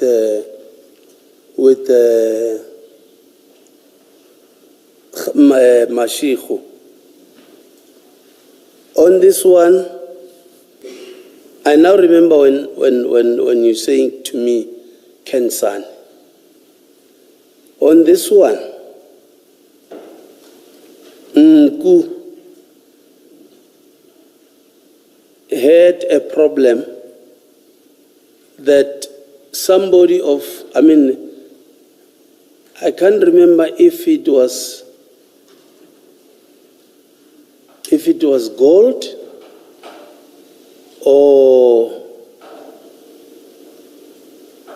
either gold or platinum. Nku needed help. I remember now when you're talking Kensani. Nku needed help to say, do you know Hausa and these other guys? Because there is that thing, I can't remember is it gold or platinum. They stole it from the airport. I said, I don't know, but I can find out who those guys are. Because I know that name. It's in our circle of friends or something like that. I know, Nku needed assistance that, can you please get me Hausa's number so that I meet with him? I tell him what or can he assist to recover that thing that belongs to somebody that Nku knows. That's when I got to look for Hausa and the other two guys. It's only now that we're talking Kensan that I remember. That is the reason why I met Mashiko. I wanted Mashiko to assist Nku about maybe recovering whatever that was lost at the airport, because they were working there, or they still working there. I don't know. Okay, look at the entry on 103 where it speaks about a previous event on the 5th of May. This is what he sends to you. Because you say get a surname, he says on it, and then he says on the 5th of May on the night flight at 22:20 p.m., 150k USD was stolen from a client's bag. Ayanda checked him in the passenger's name, it gives the name, and also 4 million in cash rands was also stolen from 2 bags from another passenger. So which one? Number 103. 103. Yes. He's referring to an incident that occurred on the 5th of May. He's sending that to you. What do you know about that, about Ayanda being the person that checked in the passenger, 150k USD and 4 million in cash was stolen? Now I remember. It was the dollars that got lost or stolen at the airport. That's how he requested me to assist and get the 3 guys, because they're working at the airport. This is the assistance he needed from me. The check-in guys at the Emirates counter? No, the details he was giving me here was for me to give to the policemen that are working at the airport. You see, I can't even remember what was it. I'm saying gold or something. I remember it was, yes, money stolen from the airport. Yes. Of somebody that Nku knows. But Kensani is somebody that works at the Emirates check-in counter. Where does Kensani? I am not so sure, but Kensani is somebody that was maybe assisting Nku. For sure, Kensani is not police. Okay, if you go to the next page, it says, when you grab him, ask him about Ayanda. They work together on this. He's referring to Kensani.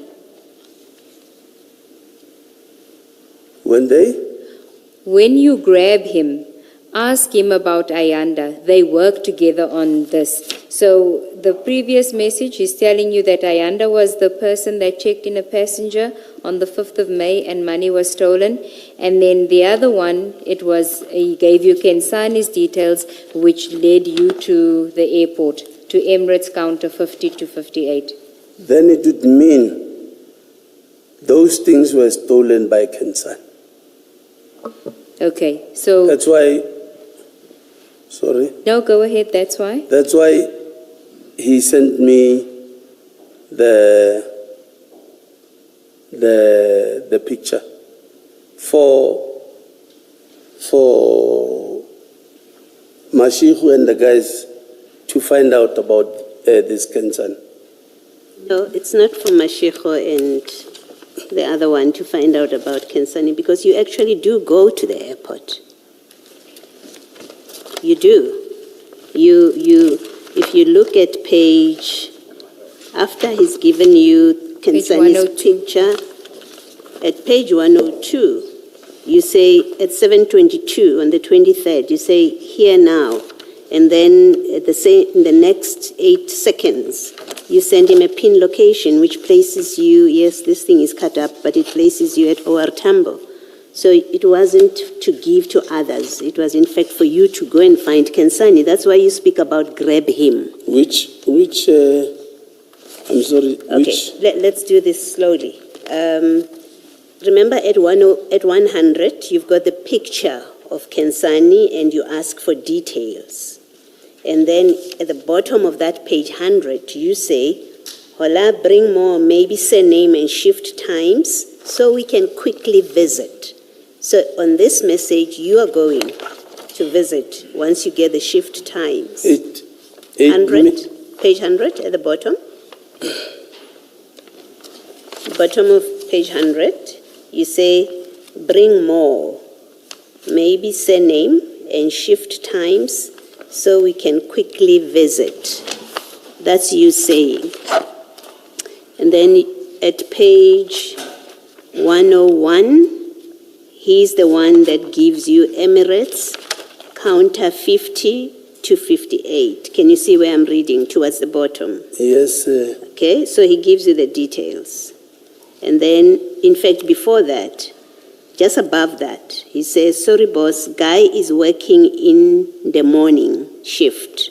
If they got, it must be around 5, 6 p.m. this evening. That's Mr. Nku to you at 8:33 in the morning, 8:33:10. And then you respond. Rather, he sends another message immediately after. He says, Emirates, counter 50 to 58. So he's telling you, that's the only way of reading this. He's telling you where to find Kensani. He works the day shift and they must go and grab him in the evening. And then you say, at the bottom of that 101 page, you say, okay. Next page, you send him the picture of check-in counters. Yes, Commissioner. You see that. And then you say, that's at 7:22:25. And then at 7:22:30, you say, here now. And at 7:22:38, you send him a pin location. Yes, Commissioner. Yes, and then you say, get a surname. And what I'm saying to you is you actually went to the airport yourself. You were not forwarding this information that Mr. Nku gives you. You were not forwarding it to Gauza, or even if you forwarded it to Gauza, you actually went to the airport yourself. I agree, I went. Yes. But not accompanying Gauza and them. Yes. Yes, I went. Okay. Just to take you back, just to take you back to page 63, this is another incident where you are at the OR Tambo airport and you're asking for details of the baggage guy. And you place yourself there because you say in the third last chat, I'm on the ground now. Are you on page 63?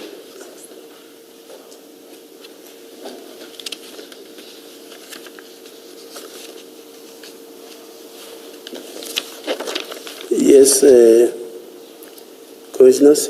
Do you see that? Which one exactly? The third last chat, so third from the bottom? We're on the ground now. Yes. Yes, Chair. So you are referring to yourself and Hausa and other people, because what then follows on page 64 is that you had a meeting with Hausa and them. So there must have been an incident in February of 2019 when you were at the OR Tambo International Airport and you asked for details of one of the baggage guys, and those details were provided to you by Mr. Nku. Yes, what's the question, Commissioner? What were you doing with Mr. Nku at OR Tambo International Airport that required that you get details of the baggage guys? I think I was maybe introducing him to Hausa and them. For what purpose? For him, because he needed assistance. There's dollars that got stolen at the airport. No, but that's the May incident. This is a different incident in February. Do they get stolen twice? That is the only thing that I could remember when you mentioned Kensan. But for this one, I'll be lying. Does this not have to do with the stolen gold or platinum? Because if you read the earlier chat, this is the chat we went through earlier where you said you will bring back Nku's dignity to his bosses. Is that why you then involve these 4 people, because you guys are trying to recover whatever that was stolen? I think so. Yes, Commissioner. So you basically put up a team to go and recover stolen gold or stolen platinum on behalf of Nku's bosses? I don't put up a team. I ask if they can assist. Yes, it's the same thing. If you ask them to assist, it means you're putting a team together. And the idea was what? That you will go recover the stolen gold or stolen platinum on behalf of Nku's bosses. They will go because they work there. I don't work there, Commissioners. All right, thank you. But on page 64, the message there is, are you still on page 64? After you speak about the meeting that you had and meeting the guys for the inquiry, then there's the third message, the fourth message from you. And my team is now complaining a bit. Please top up if you can. I'm winning, trust me. You're winning the team's trust in this operation that he must top you up with money. My team is complaining. Yes. Not. I know that the top up will be, or would mean money. Yes. So your team was successful because there's going to be an inquiry lodged, and now you're saying, but they're complaining because either he's not paying you at all or he's not paying enough, and you're asking for a top up, and you say I'm winning their trust, so give something to maintain their trust, because if you don't pay, then they're not going to trust me to deliver on these kind of jobs. It means I meant money here. Yes, you did. Yes. Yes. And your team. And your team. Yes. And who was your team? Hausa and them.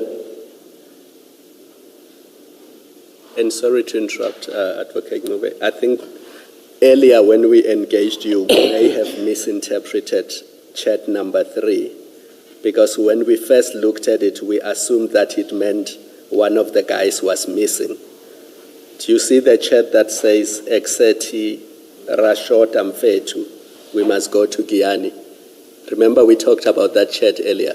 Yes. Reading it again now, it looks like you were talking about money and you needed money to be topped up because what was made available for the team was not sufficient. No, and I can tell you for sure that all this, now that I remember what you're talking about when we're talking this, it never materialized. No, we're not there yet. We're not on whether you went to Guyana or not.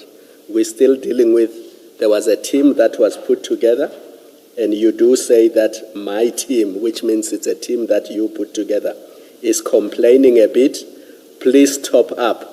And I think you've admitted that topping up refers to money. Now I'm taking you to the chat before that. It says, Rashot Amfetu, meaning the money is not enough. So when you read them together, what they basically mean is the team is here, but the money that has been given is not enough, and Nku must top it up so that the team can proceed to do whatever work that they were supposed to do. No, I know for a fact, Commissioners, nothing was given from Nku. The top-up would mean, or here means, Bashota. No, but Rashota and Bashota are two different things. Rashota means you are short of cash. It's not enough. I'm not excluding myself because I can see here is Rashota. Rashota means I was there, but because it never materialized, that is why I could not remember exactly what was happening. Because it went nowhere, this thing.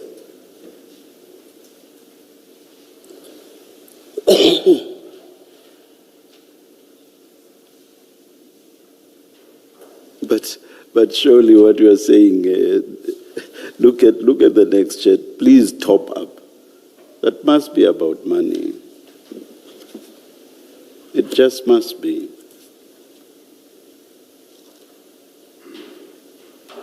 Rashota, please top up. It's about money. Okay, I agree. Thank you. Thank you. But also, what team would you have been talking about? You surely not speaking about your